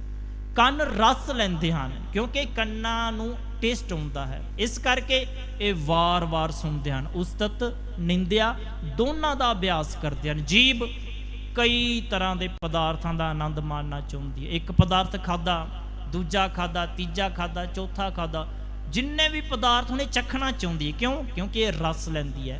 चमड़ी स्पर्श के नाल रस लैंदी है। ये स्पर्श करके अपने रस नूं प्राप्त करना चाहती है। और महाराज की बाणी के अभ्यासी पुरखों नूं पता है इस गल का कि जदों गुरु की बाणी का अभ्यास किया जाता है, गुरु के शब्द का अभ्यास किया जाता है, फिर ये चीज़ां अपने आप बंद होने लग जांदियां ने। ये चीज़ां जिहड़े ने ये बाहरले रसां तो अपने आप ही परे होने लग जांदियां। जिन्ने देर तक गुरु के शब्द साडे मन रूपी घर विच टिकना शुरू नहीं होया, सुरत टिकनी शुरू नहीं हुई, कोई भी इस शरीर नूं बाहरले रसां नूं मानण तो नहीं रोक सकता। ये कमजोरी है शरीर की, ये मन की कमजोरी है। ये बाहरले रसां नूं मानण दे लई कोई ना कोई जुगती, कोई ना कोई ढंग, कोई ना कोई तरीका लभ ही लेगा। तो जदों असीं इन्हां तो बचना है, जदों असीं इन्हां चीज़ां तो बच के किसी सुप्रीम पावर दे नाल जुड़ना चाहुंदे हां, ਤਾਂ ਉਹਦਾ ਕੀਤਾ ਜਾ ਰਿਹਾ ਅਭਿਆਸ ਦੇ ਵਿੱਚ ਟਿਕਣ ਵਾਲਾ ਧਿਆਨ ਸਾਡੇ ਬਾਹਰਲੇ ਦਰਵਾਜ਼ਿਆਂ ਨੂੰ ਬੰਦ ਕਰਕੇ ਸਾਨੂੰ ਅੰਦਰਲੀ ਦੁਨੀਆ ਵਿੱਚ ਲੈ ਜਾਏਗਾ। ਭਾਈ ਗੁਰਦਾਸ ਨੇ ਇੱਕ ਕਵਿਤ ਵਿੱਚ ਨਾ ਮਨ ਦੇ ਬਹੁਤ ਸਾਰੇ ਖੰਡਾਂ ਦਾ ਬਿਆਨ ਕੀਤਾ। ਕਹਿੰਦੇ ਪਹਿਲਾਂ ਮਨ ਇੱਕ ਹੈ, ਫਿਰ 2 ਖੰਡਾਂ 'ਚ ਬਦਲਿਆ, ਫਿਰ 4 'ਚ ਬਦਲਿਆ, ਫਿਰ 8 'ਚ, ਫਿਰ 16 'ਚ, 16 ਫਿਰ 32 'ਚ, ਤੇ 32 'ਚ ਪਤਾ ਨਹੀਂ ਕਿੱਥੇ ਦੀ ਕਿੱਥੇ ਚਲਾ ਗਿਆ। ਮਨ ਬਹੁਤ ਸਾਰੇ ਟੋਟਿਆਂ ਵਿੱਚ ਟੁੱਟਿਆ ਹੋਇਆ ਹੈ। ਜਦੋਂ ਧਿਆਨ ਟਿਕਣ ਵਾਲੀ ਅਵਸਥਾ 'ਚ ਜਾਏਗਾ ਬੰਦਾ, ਇਹ ਸਾਰੇ ਟੋਟੇ ਜੁੜਦੇ ਜੁੜਦੇ ਜੁੜਦੇ ਜੁੜਦੇ ਫਿਰ ਇੱਕ ਤੇ ਪਹੁੰਚ ਜਾਣਗੇ। ਕਿਉਂ? ਕਿਉਂਕਿ ਇਹਦਾ ਸੰਬੰਧ ਇੱਕ ਨਾਲ ਜੁੜਨ ਵਾਲਾ ਹੈ, ਇਸ ਕਰਕੇ ਇੱਕ ਹੋ ਰਿਹਾ ਹੈ। ਜਦੋਂ ਇਹ ਖਿਲਾਰਿਆਂ ਵਿੱਚ ਹੈ, ਇਹ ਭਾਂਤ ਭਾਂਤ ਦੇ ਸਵਾਦ ਮਾਨੇਗਾ, ਇਹ ਭਾਂਤ ਭਾਂਤ ਦੇ ਰਸ ਲਏਗਾ, ਇਹ ਭਾਂਤ ਭਾਂਤ ਦਾ ਆਨੰਦ ਮਾਣਨ ਦੇ ਵਿੱਚ ਵਿਚਲਤ ਰਹੇਗਾ। ਤੇ ਅਸੀਂ ਇੱਕ ਗੱਲ ਹਮੇਸ਼ਾ ਕਹਿੰਦੇ ਆ ਕਿ ਸਾਡਾ ਮਨ ਨਹੀਂ ਟਿਕਦਾ, ਸਾਡਾ ਮਨ ਟਿਕਾ 'ਚ ਨਹੀਂ ਹੁੰਦਾ। ਤੇ ਗੁਰੂ ਰਾਮਦਾਸ ਮਹਾਰਾਜ ਦੇ ਜੀਵਨ ਤੋਂ ਇਹ ਸੇਧ ਮਿਲਦੀ ਹੈ ਕਿ ਜਦੋਂ ਸਾਡਾ ਧਿਆਨ ਟਿਕ ਗਿਆ, ਗੁਰੂ ਦੀ ਸੇਵਾ ਵਿੱਚ ਭਿੱਜ ਗਿਆ, ਗੁਰੂ ਦੇ ਸਿਮਰਨ ਵਿੱਚ ਭਿੱਜ ਗਿਆ, ਗੁਰੂ ਦੇ ਕੀਰਤਨ ਵਿੱਚ ਭਿੱਜ ਗਿਆ, ਉਦੋਂ ਇਹਦੇ ਖੰਡ ਦੁਬਾਰਾ ਜੁੜਨਗੇ ਹੀ ਨਹੀਂ, ਸਾਨੂੰ ਇਕਾਗਰ ਕਰਨਗੇ। ਇਕਾਗਰ ਹੀ ਨਹੀਂ ਕਰਨਗੇ, ਸਾਡੀ ਸ਼ਬਦ ਤੇ ਸੁਰਤ ਦੇ ਮਿਲਾਪ ਵਿੱਚ ਸਹਾਈ ਹੋਣਗੇ। ਸ਼ਬਦ ਤੇ ਸੁਰ ਦੇ ਮਿਲਾਪ ਵਿੱਚ ਸਹਾਈ ਨਹੀਂ, ਸਾਡੀ ਆਤਮਿਕ ਜਿਹੜੀ ਜੋਤ ਹੈ ਇਹਨੂੰ ਪਰਮ ਪਿਤਾ ਪਰਮਾਤਮਾ ਨਾਲ ਮਿਲਣ ਵਿੱਚ ਵੀ ਸਹਾਇਕ ਹੋਣਗੇ।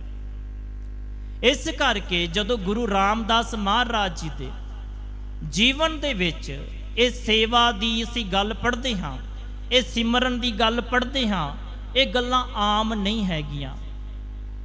ਇੱਕ ਵਾਰੀ ਕੀ ਹੋਇਆ, ਇੱਕ ਤਪਾ ਜਿਹੜਾ ਸੀ ਉਹ ਗੁਰੂ ਰਾਮਦਾਸ ਮਹਾਰਾਜ ਕੋਲ ਆਇਆ। ਤਪੇਦਾਰ ਜਿਹੜਾ ਸਰੀਰ ਨੂੰ ਤਾਪੇ, ਕੋਈ ਚਲੀਆ ਰੱਖ ਲੇ ਜਾਂ ਵੀ ਇੰਨਾ ਸਮਾਂ ਮੈਂ ਇੱਥੇ ਬੰਦ ਰਹਿਣਾ ਤੇ ਕੋਈ ਨਾ ਕੋਈ ਮੰਤਰ ਦਾ ਜਾਪ ਕਰਨਾ, ਤਪ ਕਰਨਾ।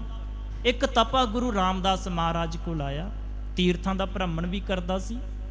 ਆਇਆ, ਅਣ ਕੇ ਕਿਹਾ ਕਿ ਤੁਹਾਡੇ ਜਿਹੜੇ ਸਿੱਖ ਹਨ ਇਹ ਕੋਈ ਵੀ ਕਾਰਜ ਨਹੀਂ ਕਰਦੇ, ਨਾ ਤੀਰਥਾਂ ਦਾ ਭ੍ਰਮਣ ਕਰਨ, ਨਾ ਕੋਈ ਵੇਦ ਮੰਤਰ ਦਾ ਉਚਾਰਨ ਕਰਨ, ਨਾ ਕਿਸੇ ਤਰ੍ਹਾਂ ਦਾ ਕਰਮ ਕਾਂਡ ਕਰਨ। ਇਹਨਾਂ ਦਾ ਮਨ ਕਿਵੇਂ ਟਿਕਦਾ ਹੈ? ਇਹ ਪ੍ਰਾਪਤੀ ਕਿਵੇਂ ਕਰਨਗੇ? ਇਹ ਸੱਚ ਨਾਲ ਕਿਵੇਂ ਜੁੜਨਗੇ? ਤਾਂ ਗੁਰੂ ਰਾਮਦਾਸ ਮਹਾਰਾਜ ਨੇ ਉੱਥੇ ਜਿਹੜੇ ਤੀਰਥ ਦੀ ਗੱਲ ਦੱਸੀ, ਉਹ ਤੀਰਥ ਸੀ ਸਤ ਸੰਗਤ। ਔਰ ਸਤ ਸੰਗਤ ਕੈਸੀ ਜਾਣੀ ਹੈ? ਜਿੱਥੇ ਇੱਕੋ ਨਾਮ ਵਖਾਣੀ ਹੈ। ਜਿੱਥੇ ਇੱਕ ਨਾਮ ਦੀ ਗੱਲ ਹੋਵੇ, ਇੱਕ ਗੁਰੂ ਦੀ ਗੱਲ ਹੋਵੇ, ਇੱਕ ਸ਼ਬਦ ਦੀ ਗੱਲ ਹੋਵੇ, ਤੇ ਉਹ ਸਤ ਸੰਗਤ ਹੈ। ਤੇ ਮਹਾਰਾਜ ਕਹਿੰਦੇ ਸਾਡੇ ਕੋਲ ਦੁਨੀਆ ਦਾ ਸਭ ਤੋਂ ਵੱਡਾ ਤੀਰਥ ਹੈ। ਉਸ ਤਪੇ ਨੂੰ ਕਿਹਾ, ਕਹਿੰਦੇ ਕਿਹੜਾ? ਮਹਾਰਾਜ ਕਹਿੰਦੇ ਸਾਡੇ ਕੋਲ ਸਤ ਸੰਗਤ ਦਾ ਤੀਰਥ ਹੈ। ਜਦੋਂ ਸਾਡੇ ਗੁਰੂ ਦੇ ਪਿਆਰੇ ਇੱਥੇ ਆਉਂਦੇ ਹਨ, ਪਰਮਾਤਮਾ ਦੀ ਵਿਚਾਰ ਕਰਦੇ ਹਨ, ਸੁੱਤੇ ਸਿੱਧ ਗੁਰੂ ਦੇ ਸ਼ਬਦ ਦਾ ਕੀਰਤਨ ਕਰਦੇ ਹਨ, ਗੁਰੂ ਦੇ ਸ਼ਬਦ ਦੀ ਵਿਚਾਰ ਕਰਦੇ ਹਨ, ਤੇ ਗੁਰੂ ਦੇ ਸ਼ਬਦ ਦੀ ਵਿਚਾਰ ਕਰਦਿਆਂ, ਕੀਰਤਨ ਕਰਦਿਆਂ, ਗੁਰੂ ਦਾ ਸ਼ਬਦ ਸੁਣਦਿਆਂ ਜਦੋਂ ਉਹ ਧਿਆਨ ਵਿੱਚ ਟਿਕ ਜਾਂਦੇ ਹਨ, ਤਾਂ ਇਹਦਾ ਮਤਲਬ ਉਹਨਾਂ ਨੂੰ ਇੱਥੇ ਬੈਠਿਆਂ ਹੀ ਸਾਰੇ ਤੀਰਥਾਂ ਦਾ ਫਲ ਮਿਲ ਜਾਂਦਾ ਹੈ। ਕਿਉਂ? ਪੁੱਛਿਆ ਕਿ ਤੁਸੀਂ ਤੀਰਥਾਂ ਦੀ ਯਾਤਰਾ ਕਿਉਂ ਕਰਦੇ ਹੋ? ਕਹਿੰਦੇ ਮੈਲ ਉਤਾਰਨ ਦੇ ਲਈ। ਤਾਂ ਮਹਾਰਾਜ ਕਹਿੰਦੇ ਜੇਕਰ ਸਤ ਸੰਗਤ ਰੂਪੀ ਤੀਰਥ ਵਿੱਚ ਨਾਮ ਦਾ ਅਭਿਆਸ ਕਰਦਿਆਂ ਮਨ ਦੀ ਮੈਲ ਉਤਰ ਜਾਵੇ, ਤਾਂ ਫਿਰ ਤੀਰਥਾਂ ਤੇ ਜਾਣ ਦੀ ਲੋੜ ਹੈਗੀ ਆ? ਤਾਂ ਤਪੇ ਨੇ ਕਿਹਾ ਨਹੀਂ, ਫਿਰ ਤਾਂ ਤੀਰਥਾਂ ਤੇ ਜਾਣ ਦੀ ਕੋਈ ਲੋੜ ਹੈ।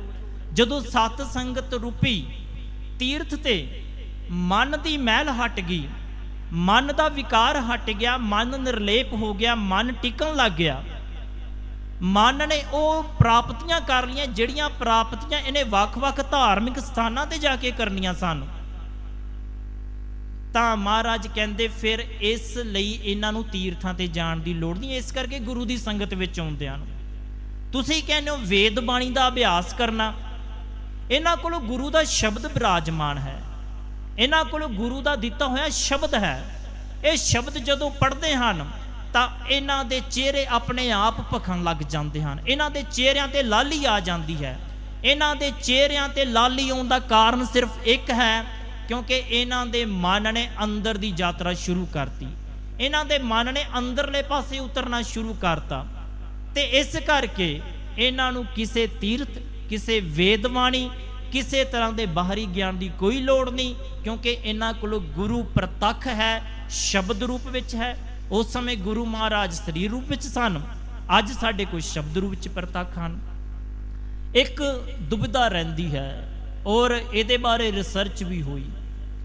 ਰਿਸਰਚ ਇਹ ਹੋਈ ਕਿ ਬੰਦਾ ਜਿਹੜਾ ਹੈ ਉਹ ਗਿਆਨ ਦੇ ਨਾਲੋਂ ਦੇਹ ਨੂੰ ਜ਼ਿਆਦਾ ਪ੍ਰਮੋਟ ਕਰਦਾ ਹੈ, ਦੇਹ ਦੇ ਨਾਲ ਜ਼ਿਆਦਾ ਜੁੜਦਾ ਹੈ। ਇਹ ਕਿਉਂਕਿ ਅਸੀਂ ਜੋ ਦੇਖਦੇ ਹਾਂ ਉਹਦੇ ਨਾਲ ਸਾਡੀ ਇੰਟੈਂਸ਼ਨ ਹੁੰਦੀ ਹੈ, ਸਾਨੂੰ ਉਹਦੇ ਬਾਰੇ ਪਤਾ ਹੁੰਦਾ ਹੈ। ਇੱਥੇ ਵੀ ਜੇਕਰ ਕੋਈ ਮੰਨਿਆ ਪਰਮੰਨੇ ਹਸਤੀ ਆ ਜਾਵੇ, ਸਾਡੀ ਅਟੈਂਸ਼ਨ, ਸਾਡਾ ਧਿਆਨ, ਸਾਡੇ ਸੋਚਣ ਦੀ ਪ੍ਰਕਿਰਿਆ, ਸਾਡੇ ਕੰਮ ਕਰਨ ਦੀ ਪ੍ਰਕਿਰਿਆ ਆਪਣੇ ਆਪ ਬਦਲ ਜਾਵੇਗੀ।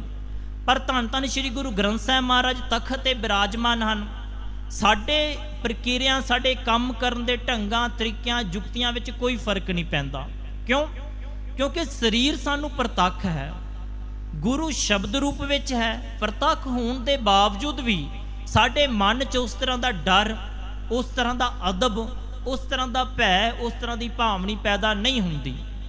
ਇਹ ਪੈਦਾ ਹੁੰਦੀ ਹੈ ਵਿਰਲੇ ਵਿਰਲਿਆਂ 'ਚ, ਸਾਰਿਆਂ 'ਚ ਪੈਦਾ ਨਹੀਂ ਹੁੰਦੀ।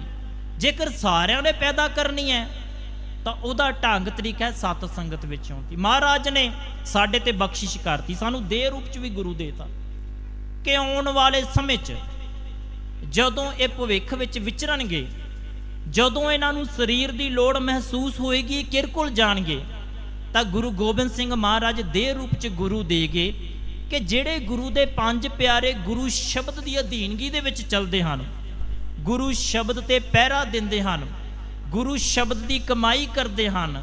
ਪਰ ਹੋਣ ਪੰਜ ਗੁਰੂ ਦੇ ਪਿਆਰੇ, ਉਹ ਕੋਈ ਵੀ ਹੋ ਸਕਦਾ ਹੈ। ਪੰਜ ਪਿਆਰੇ ਹੋਣ ਗੁਰੂ ਦੇ ਤਾਂ ਤੁਸੀਂ ਸਮਝ ਲੈਣਾ ਇਹ ਗੁਰੂ ਦਾ ਰੂਪ ਹੈ, ਕਿਉਂਕਿ ਗੁਰੂ ਗੋਬਿੰਦ ਸਿੰਘ ਮਹਾਰਾਜ ਨੇ ਆਪ ਪੰਜਾਂ ਦਾ ਹੁਕਮ ਮੰਨਿਆ ਔਰ ਕਈ ਵਾਰ ਮੰਨਿਆ, ਇੱਕ ਵਾਰ ਨਹੀਂ। ਕਿ ਜੇਕਰ ਤੁਹਾਨੂੰ ਲੱਗੇ ਦੁਨੀਆ ਵਿੱਚ ਵਿਚਰਦਿਆਂ ਕਿ ਦੁਨੀਆ ਵਿੱਚ ਬਹੁਤ ਸਾਰੇ ਦੇਹਧਾਰੀ ਗੁਰੂ ਘੁੰਮਦੇ ਨੇ, ਤੁਹਾਡਾ ਦਿਲ ਕਰੇ, ਕਿਉਂਕਿ ਸੋਸ਼ਲ ਮੀਡੀਆ ਦਾ ਸਮਾਂ ਹੈ, ਨਿੱਕੇ ਨਿੱਕੇ ਕਲਿੱਪ ਜਿਹੜੇ ਹਨ ਮਨ ਨੂੰ ਉਧਰਲੇ ਪਾਸੇ ਖਿੱਚ ਕੇ ਲੈ ਕੇ ਜਾਂਦੇ ਹਨ, ਸਰੀਰ ਵਾਲੇ ਪਾਸੇ, ਉਹਨਾਂ ਦੀਆਂ ਨਿੱਕੀਆਂ ਨਿੱਕੀਆਂ ਗੱਲਾਂ ਸੁਣ ਕੇ। ਕਿਉਂ? ਕਿਉਂਕਿ ਗੱਲਾਂ ਦੇ ਵਿੱਚ ਬਹੁਤ ਸਵਾਦ ਹੁੰਦਾ ਹੈ। ਸਾਡਾ ਧਿਆਨ ਜਦੋਂ ਲੱਗੇ ਭਟਕਣ ਕਿ ਸਾਡਾ ਮਨ ਸਰੀਰ ਦੇ ਨਾਲ ਜੁੜ ਰਿਹਾ ਹੈ, ਤਾਂ ਉਦੋਂ ਆਪਣੇ ਮਨ ਨੂੰ ਸੁਧਾਉਣ ਦੇ ਲਈ ਗੁਰੂ ਮਹਾਰਾਜ ਦੀ ਆਗਿਆ ਵਿੱਚ ਚੱਲਣ ਵਾਲੇ ਪੰਜ ਸਿੰਘਾਂ ਦੇ ਕੋਲੋਂ ਅਰਦਾਸ ਬੇਨਤੀ ਕਰਾ ਲਿਓ ਕਿ ਮਹਾਰਾਜ ਸਾਡਾ ਮਨ ਉਸ ਦੇਹਧਾਰੀ ਨਾਲ ਕਿਉਂ ਜੁੜ ਰਿਹਾ ਹੈ, ਉਹ ਦੇਹਧਾਰੀ ਨਾਲੋਂ ਤੋੜ ਕੇ ਆਪਣੇ ਪੰਜ ਪਿਆਰਿਆਂ ਦੀ ਸੇਵਾ ਵਿੱਚ ਲਾ, ਗੁਰੂ ਸ਼ਬਦ ਦੇ ਅਭਿਆਸ ਵਿੱਚ ਲਾ। ਤੇ ਜਦੋਂ ਗੁਰੂ ਦੇ ਪੰਜ ਪਿਆਰੇ ਅਰਦਾਸ ਬੇਨਤੀ ਕਰ ਦੇਣਗੇ, ਗੁਰੂ ਦੇ ਨੇਮ ਦੇ ਪਰਪੱਕ, ਗੁਰੂ ਦੇ ਕਹੇ ਅਨੁਸਾਰ ਚੱਲਣ ਵਾਲੇ, ਉਹ ਉਹਨਾਂ ਦੀ ਕੀਤੀ ਹੋਈ ਅਰਦਾਸ ਬੇਨਤੀ ਸਾਨੂੰ ਦੇਹ ਨਾਲੋਂ ਤੋੜ ਕੇ ਸ਼ਬਦ ਦੇ ਨਾਲ ਜੋੜ ਦੇਗਾ। ਕਿਉਂਕਿ ਇਹ ਸਵਾਲ ਰਹੇਗਾ ਆਉਣ ਵਾਲੇ ਸਮੇਂ 'ਚ ਕਿ ਗੁਰੂ ਸਿੱਖਾਂ ਕੋਲ ਦੇਹਧਾਰੀ ਗੁਰੂ ਨਹੀਂ ਹੈ, ਪਰ ਇਹ ਸਾਨੂੰ ਹਮੇਸ਼ਾ ਚੇਤੇ ਰੱਖਣਾ ਪਏਗਾ, ਸਾਡੇ ਕੋਲ ਜਿੱਥੇ ਸ਼ਬਦ ਗੁਰੂ ਜੀ ਹਨ ਤੇ ਸ਼ਬਦ ਗੁਰੂ ਜੀ ਦੇ ਹੁਕਮ ਅਨੁਸਾਰ ਚਰਨ ਵਾਲੇ ਪੰਜ ਪਿਆਰੇ ਮਹਾਰਾਜ ਨੇ ਦੇਹਧਾਰੀ ਗੁਰੂ ਦੇ ਰੂਪ ਵਿੱਚ ਸਥਾਪਿਤ ਕੀਤੇ ਹੋਏ ਹਨ। ਇਸ ਕਰਕੇ ਉਹਨਾਂ ਪੰਜਾਂ ਦੇ ਅੱਗੇ ਜਾ ਕੇ ਆਪਣੀ ਮਾਨਸਿਕ ਅਵਸਥਾ ਨੂੰ ਦੱਸਣ ਵਿੱਚ ਕਦੀ ਵੀ ਝਿਜਕ ਨਹੀਂ ਕਰਨੀ ਚਾਹੀਦੀ। ਕੋਈ ਵੀ ਮਾਨਸਿਕ ਅਵਸਥਾ ਹੋਵੇ, ਘਰ ਦਾ ਕਲੇਸ਼ ਹੋਵੇ, ਘਰ ਦੇ ਵਿੱਚ ਆਰਥਿਕ ਤੰਗੀ ਹੋਵੇ, ਸਮਾਜਿਕ ਪੱਖ ਤੋਂ ਅਸੀਂ ਨਿਘਾਰ ਵਿੱਚ ਜਾ ਰਹੇ ਹੋਈਏ, ਤੇ ਜਾਂ ਫਿਰ ਆਤਮਿਕ ਤੌਰ ਤੇ ਅਸੀਂ ਪੂਰੀ ਤਰ੍ਹਾਂ ਪਤਿਤ ਹੋ ਚੁੱਕੇ ਹੋਈਏ, ਕੋਈ ਵੀ ਤਰ੍ਹਾਂ ਦੀ ਅਵਸਥਾ ਹੋਵੇ, ਉਹਨਾਂ ਗੁਰੂ ਦੇ ਪੰਜ ਪਿਆਰਿਆਂ ਕੋਲੋਂ ਅਰਦਾਸ ਬੇਨਤੀ ਕਰਾਓ। ਉਹ ਸ਼ਬਦ ਗੁਰੂ ਦੇ ਸਾਹਮਣੇ ਖੜੇ ਹੋ ਕੇ ਬੇਨਤੀ ਕਰਨਗੇ। ਧੰਨ ਧੰਨ ਸ਼੍ਰੀ ਗੁਰੂ ਗ੍ਰੰਥ ਸਾਹਿਬ ਮਹਾਰਾਜ ਦੇ ਅੱਗੇ ਖੜ ਕੇ ਉਹ ਬੇਨਤੀ ਕਰਨਗੇ, ਅਰਦਾਸ ਕਰਨਗੇ, ਤੇ ਗੁਰੂ ਮਹਾਰਾਜ ਕਹਿੰਦੇ ਪੰਜਾਂ ਦੀ ਅਰਦਾਸ ਬਹੁਤ ਛੇਤੀ ਕਬੂਲ ਕਰ ਲੈਂਦੇ ਹਨ। ਇਸ ਕਰਕੇ ਭਾਈ, ਜਿਹੜਾ ਸਮੇਂ ਵਿੱਚ ਅਸੀਂ ਵਿਚਰ ਰਹੇ ਹਾਂ, ਇਹ ਸਮਾਂ ਬਹੁਤ ਹੀ ਕਲ ਯੁੱਗ ਦੇ ਪ੍ਰਭਾਵ ਵਾਲਾ ਹੈ। ਇਹ ਸਾਨੂੰ ਨਿੱਕੀਆਂ ਨਿੱਕੀਆਂ ਮਾਨਸਿਕ ਤੌਰ ਤੇ ਜਾਤਨਾਵਾਂ ਦੇ ਕੇ ਪਰੇਸ਼ਾਨ ਕਰਕੇ ਸਾਨੂੰ ਦੂਜੇ ਪਾਸੇ ਲੁੱਟਣ ਦੀ ਕੋਸ਼ਿਸ਼ ਕਰਦਾ ਹੈ। ਤੇ ਗੁਰੂ ਰਾਮਦਾਸ ਮਹਾਰਾਜ ਨੇ ਇੱਕ ਦਾ ਸਹਾਰਾ ਲਿਆ, ਉਹਨਾਂ ਨੇ ਰਿਸ਼ਤੇਦਾਰੀਆਂ ਛੱਡਤੀਆਂ, ਸਾਰੀਆਂ ਰਿਸ਼ਤੇਦਾਰੀਆਂ ਛੱਡਤੀਆਂ, ਸਿਰਫ ਇੱਕ ਰਿਸ਼ਤਾ ਰੱਖਿਆ ਗੁਰੂ ਦੇ ਨਾਲ। ਗੁਰੂ ਅਮਰਦਾਸ ਮਹਾਰਾਜ ਹੈ ਜਵਾਈ। ਜਦੋਂ ਕਹਿੰਦੇ ਪਰਖ ਹੋਣ ਲੱਗੀ ਨਾ ਗੁਰਿਆਈ ਦੇ ਲਈ, ਬਾਬਾ ਮੋਹਨ ਤੇ ਬਾਬਾ ਮੋਹਰੀ ਜੀ ਨੂੰ ਥੋੜਾ ਜਿਹਾ ਸਾਈਡ ਤੇ ਕਰਤਾ ਪਾਤਸ਼ਾਹ ਨੇ, ਰਹਿ ਗਏ ਭਾਈ ਰਾਮਾ ਜੀ ਤੇ ਭਾਈ ਜੇਠਾ ਜੀ, ਭਾਈ ਰਾਮਾ ਜੀ ਉਹਨਾਂ ਦੇ ਵੱਡੇ ਜਵਾਈ ਸਨ, ਬੀਬੀ ਦਾਨੀ ਜੀ ਦੇ ਘਰ ਵਾਲੇ, ਤੇ ਬੀਬੀ ਭਾਨੀ ਜੀ ਦੇ ਘਰ ਵਾਲੇ ਸਨ ਭਾਈ ਜੇਠਾ ਜੀ ਗੁਰੂ ਰਾਮਦਾਸ ਮਹਾਰਾਜ। ਤੇ ਸੰਗਤ ਨੇ ਸਵਾਲ ਕੀਤਾ, ਪਾਤਸ਼ਾਹ ਤੁਹਾਡੇ ਤੋਂ ਬਾਅਦ ਤੁਹਾਡੀ ਜਗ੍ਹਾ ਤੇ ਸਾਡੀ ਅਗਵਾਈ ਕੌਣ ਕਰੇਗਾ? ਇਹ ਸਵਾਲ ਕੀਤਾ ਕਿ ਨਹੀਂ ਕੀਤਾ, ਕਿਉਂਕਿ ਸੰਗਤ ਇਹ ਸਵਾਲ ਨਹੀਂ ਕਰ ਸਕਦੀ, ਪਰ ਇਤਿਹਾਸਕਾਰ ਇੱਕ ਗੱਲ ਨੂੰ ਦੱਸਣ ਦੇ ਲਈ ਇਸ ਤਰ੍ਹਾਂ ਬਿਆਨ ਕਰ ਸਕਦਾ ਹੈ ਕਿ ਸਵਾਲ ਕੀਤਾ, ਮਹਾਰਾਜ ਤੁਹਾਡੇ ਤੋਂ ਬਾਅਦ ਸਾਡੀ ਅਗਵਾਈ ਕੌਣ ਕਰੇਗਾ? ਭਾਈ ਰਾਮਾ ਜੀ ਕਰਨਗੇ, ਬਹੁਤ ਸੇਵਾ ਕਰਦੇ ਆ, ਕਿ ਭਾਈ ਜੇਠਾ ਜੀ ਕਰਦੇ ਹਨ? ਪਾਤਸ਼ਾਹ ਕਹਿੰਦੇ ਕੋਈ ਗੱਲ ਨਹੀਂ, ਜਦੋਂ ਸਮਾਂ ਆਏਗਾ ਤੁਹਾਨੂੰ ਦੱਸ ਦੇ। ਪਰਖ ਰੱਖੀ ਥੜੇ ਬਣਾਉਣ ਦੀ। ਤੁਸੀਂ ਸਾਰਿਆਂ ਨੇ ਗੱਲ ਸਾਖੀ ਸੁਣੀ ਵੀ ਹੋਣੀ ਹੈ। ਪਾਤਸ਼ਾਹ ਨੇ ਭਾਈ ਜੇਠਾ ਤੇ ਭਾਈ ਰਾਮਾ ਜੀ ਨੂੰ ਕਿਹਾ ਸਾਡੇ ਲਈ ਇੱਕ ਥੜਾ ਬਣਾਓ, ਇੱਕ ਔਰ ਕਹਿੰਦੇ ਸਵੇਰ ਚੜੀ, ਥੜਾ ਬਣਾਉਣਾ ਸ਼ੁਰੂ ਕੀਤਾ, ਥੜਾ ਬਣਿਆ, ਪਾਤਸ਼ਾਹ ਆਏ ਤੇ ਪਾਤਸ਼ਾਹ ਨੇ ਕਿਹਾ ਭਾਈ ਰਾਮਾ ਜੀ ਥੜਾ ਪਸੰਦ ਨਹੀਂ ਆਇਆ, ਤੇ ਭਾਈ ਜੇਠਾ ਜੀ ਨੂੰ ਇਹੀ ਗੱਲ ਕਹੀ ਥੜਾ ਪਸੰਦ ਨਹੀਂ ਆਇਆ, ਦੁਬਾਰਾ ਫਿਰ ਬਣਾਇਓ ਜੀ ਕੱਲ। ਦੂਸਰੇ ਦਿਨ ਫਿਰ ਥੜਾ ਬਣਾਇਆ ਗਿਆ, ਫਿਰ ਭਾਈ ਰਾਮਾ ਜੀ ਨੂੰ ਇਹੀ ਗੱਲ ਕਹੀ ਭਾਈ ਰਾਮਾ ਜੀ ਸਾਨੂੰ ਥੜਾ ਨਹੀਂ ਪਸੰਦ ਆਇਆ, ਤੇ ਭਾਈ ਜੇਠਾ ਜੀ ਨੂੰ ਵੀ ਇਹੀ ਗੱਲ ਕਹੀ ਸਾਨੂੰ ਥੜਾ। ਤੀਸਰੇ ਦਿਨ, ਚੌਥੇ ਦਿਨ, ਔਰ ਭਾਈ ਰਾਮਾ ਜੀ ਨੇ ਅਖੀਰ ਤੇ ਇੱਕ ਵਚਨ ਕਿਹਾ। ਜਦੋਂ ਤੀਸਰੀ ਚੌਥੀ ਵਾਰ ਪਾਤਸ਼ਾਹ ਨੇ ਕਿਹਾ ਨਾ ਗੁਰੂ ਅਮਰਦਾਸ ਮਹਾਰਾਜ ਨੇ ਥੜਾ ਪਸੰਦ ਨਹੀਂ ਆਇਆ, ਤੇ ਉਹਨੇ ਇੱਕ ਵਚਨ ਕਿਹਾ ਭਾਈ ਰਾਮਾ ਜੀ ਨੇ, ਕਹਿੰਦੇ ਪਾਤਸ਼ਾਹ ਜੀਓ ਜਿੱਦਾਂ ਤੁਸੀਂ ਕਹਿੰਦੇ ਸੀ ਮੈਂ ਥੜਾ ਉਸੇ ਤਰ੍ਹਾਂ ਬਣਾਇਆ, ਤੁਸੀਂ ਜਿੱਦਾਂ ਸਵੇਰੇ ਮੈਨੂੰ ਦੱਸਿਆ ਮੈਂ ਉਸੇ ਤਰ੍ਹਾਂ ਬਣਾਇਆ, ਪਰ ਤੁਹਾਡੀ ਵਡੇਰੀ ਉਮਰ ਹੋਣ ਕਰਕੇ ਤੁਸੀਂ ਭੁੱਲ ਜਾਂਦੇ ਹੋ, ਇਸ ਕਰਕੇ ਜਿੱਦਾਂ ਤੁਸੀਂ ਕਿਹਾ ਸੀ ਮੈਂ ਥੜਾ ਬਣਾਇਆ, ਹੋਰ ਮੈਂ ਥੜਾ ਦੁਬਾਰਾ ਨਹੀਂ ਬਣਾ ਸਕਦਾ। ਪਾਤਸ਼ਾਹ ਕਹਿੰਦੇ ਚਲੋ ਕੋਈ ਗੱਲ ਨਹੀਂ। ਤੇ ਜਦੋਂ ਭਾਈ ਜੇਠਾ ਜੀ ਦੇ ਕੋਲ ਗਏ ਕਿ ਭਾਈ ਜੇਠਾ ਜੀ ਸਾਨੂੰ ਥੜਾ ਪਸੰਦ ਨਹੀਂ, ਭਾਈ ਜੇਠਾ ਜੀ ਦਾ ਜਿਹੜਾ ਵਚਨ ਸੀ, ਜਿਹੜੀ ਉਹਨਾਂ ਨੇ ਬੇਨਤੀ ਕੀਤੀ ਪਾਤਸ਼ਾਹ ਦੇ ਅੱਗੇ ਹੱਥ ਜੋੜ ਕੇ, ਪਾਤਸ਼ਾਹ ਮੇਰੀ ਮੱਤ ਬਹੁਤ ਥੋੜੀ ਹੈ, ਮੈਂ ਬਹੁਤ ਨਿਗੂਣਾ ਹਾਂ, ਮੈਨੂੰ ਸਮਝ ਨਹੀਂ ਹੈ, ਮੈਂ ਤੁਹਾਡੇ ਕਹੇ ਦੇ ਅਨੁਸਾਰ ਜਿਸ ਤਰ੍ਹਾਂ ਤੁਸੀਂ ਕਹਿੰਦੇ ਹੋ ਉਸ ਤਰ੍ਹਾਂ ਬਣਾਉਣ ਦੇ ਕਾਬਲ ਨਹੀਂ। ਤੇ ਪਾਤਸ਼ਾਹ ਜੇ ਤੁਸੀਂ ਥੜਾ ਬਣਵਾਣਾ ਹੈ ਨਾ, ਆਪਣਾ ਹੱਥ ਮੇਰੇ ਸੀਸ ਤੇ ਰੱਖ ਕੇ ਆਪ ਬਣਵਾ ਲਓ, ਮੈਂ ਇਸ ਕਾਬਲ ਨਹੀਂ ਹੈਗਾ ਤੇ ਤੁਹਾਡੀ ਗੱਲ ਨੂੰ ਸਮਝ ਕੇ ਉਸੇ ਤਰ੍ਹਾਂ ਦਾ ਹੀ ਥੜਾ ਬਣਾ ਸਕਾਂ। ਜਦੋਂ ਇਹ ਕਹਿੰਦੇ ਵਚਨ ਕਿਹਾ ਤਾਂ ਕਹਿੰਦੇ ਇਹ ਵਚਨ ਕਹਿਣ ਦੇ ਨਾਲ ਹੀ ਪਾਤਸ਼ਾਹ ਜੀ ਨੇ ਭਾਈ ਜੇਠਾ ਜੀ ਨੂੰ ਗੱਲ ਵਕੜੀ ਚ ਲਿਆ ਔਰ ਸਾਰੀ ਸੰਗਤ ਨੂੰ ਸੁਨੇਹਾ ਲਾਤਾ ਕਿ ਤੁਸੀਂ ਦਰਬਾਰ ਵਿੱਚ ਪਹੁੰਚਣਾ। ਜਦੋਂ ਕਹਿੰਦੇ ਸਾਰੀ ਸੰਗਤ ਦਰਬਾਰ 'ਚ ਪਹੁੰਚੀ ਤੇ ਪਾਤਸ਼ਾਹ ਜੀ ਨੇ ਸਾਰੀ ਸੰਗਤ ਨੂੰ ਹੁਕਮ ਕੀਤਾ ਕਿ ਗੁਰੂ ਦੇ ਪਿਆਰ ਵਾਲਿਓ, ਜਿਸ ਤਰ੍ਹਾਂ ਤੁਸੀਂ ਮੈਨੂੰ ਆਪਣਾ ਗੁਰੂ ਮੰਨਿਆ ਸੀ, ਅੱਜ ਤੋਂ ਭਾਈ ਜੇਠਾ ਜੀ ਗੁਰੂ ਰਾਮਦਾਸ ਮਹਾਰਾਜ ਜੀ ਨੂੰ ਆਪਣਾ ਗੁਰੂ ਮੰਨਣਾ ਹੈ। ਤੇ ਕਹਿੰਦੇ ਬਾਬਾ ਮੋਹਰੀ ਜੀ ਨੇ ਉਹਨਾਂ ਦੇ ਅੱਗੇ ਸੀਸ ਝੁਕਾ ਦਿੱਤਾ, ਮੋਹਰੀ ਪੁੱਤ ਸਨਮੁਖ ਹੋਇਆ, ਰਾਮਦਾਸੈ ਪੈਰੀ ਪਾਏ ਜੀਓ। ਸਾਰੀ ਸੰਗਤ ਨੇ ਸੀਸ ਝੁਕਾ ਕੇ ਗੁਰੂ ਰਾਮਦਾਸ ਮਹਾਰਾਜ ਜੀ ਦੇ ਅੱਗੇ ਆਪਣਾ ਸੀਸ ਝੁਕਾ ਕੇ ਗੁਰੂ ਦੇ ਹੁਕਮ ਦੇ ਅਨੁਸਾਰ ਗੁਰਿਆਈ ਪ੍ਰਾਪਤ ਕੀਤੀ ਤੇ ਉਸ ਤੋਂ ਬਾਅਦ ਬਹੁਤ ਵੱਡੇ ਕਾਰਜ ਕੀਤੇ। ਪਾਤਸ਼ਾਹ ਕਿਰਪਾ ਕਰਨ ਕਿ ਜਿਹੜੀ ਇਹ ਕੀਰਤਨ ਸੁਸਾਇਟੀ ਹੈ, ਕਿਉਂਕਿ ਮੈਂ ਵੀ 1.5-2 ਸਾਲ ਤੋਂ ਜੁੜਿਆ ਹੋਇਆ, ਤੁਹਾਨੂੰ ਪਹਿਲਾਂ ਵੀ ਦੱਸਿਆ ਆਰੰਭ ਵਿੱਚ ਕਿ ਅੱਜ ਸਮਾਗਮ ਸਮਾਪਤ ਹੋ ਜਾਣਾ ਹੈ ਔਰ ਅਗਲੇ ਸਾਲ ਆਉਣ ਵਾਲੇ ਸਮਾਗਮ ਦੀ ਤਿਆਰੀ ਇਹਨਾਂ ਨੇ ਕੱਲ ਤੋਂ ਹੀ ਆਰੰਭ ਦੇਣੀ, ਭਾਵੇਂ ਉਹ ਵਿਚਾਰ ਵਿੱਚ ਆਰੰਭਣ। ਇਸ ਤਰ੍ਹਾਂ ਦਾ ਪਾਤਸ਼ਾਹ ਨੇ ਬਖਸ਼ਿਸ਼ ਕੀਤੀ ਹੈ, ਕਿਰਪਾ ਕੀਤੀ ਹੈ। ਮਹਾਰਾਜ ਕਿਰਪਾ ਕਰਨ, ਮਿਹਰਮਤ ਕਰਨ। ਜਿਹੜੇ ਬੱਚੇ ਗੁਰੂ ਕੀਰਤਨ ਦੀ ਦਾਤ ਪ੍ਰਾਪਤ ਕਰ ਰਹੇ ਹਨ ਉਹ ਹੋਰ ਬੁਲੰਦੀਆਂ ਤੇ ਚੜ੍ਹਨ, ਹੋਰ ਉਹਨਾਂ ਨੂੰ ਰਾਗ ਦੀ ਸਮਝ ਆਵੇ, ਗੁਰੂ ਦੇ ਕੀਰਤਨ ਦੀ ਸਮਝ ਆਵੇ। ਜੋ ਵੀ ਹੋ ਰਹੇ ਸਮਾਜ ਸੇਵਾ ਦੇ ਜਿਹੜੇ ਕੰਮ ਇਹਨਾਂ ਨੇ ਆਰੰਭੇ ਹੋਏ ਹਨ ਕਿ ਕਿਸੇ ਗਰੀਬ ਬੱਚੀ ਦਾ ਜਿਹੜਾ ਵਿਆਹ ਹੈ ਉਹਦੀ ਕੀਰਤਨ ਭੇਟਾ ਨਾ ਲੈਣੀ, ਆਨੰਦ ਕਾਰਜ ਦੀ, ਇਹ ਮਹਾਰਾਜ ਦੀ ਕਿਰਪਾ ਨਾਲ ਹੁੰਦੇ ਹਨ।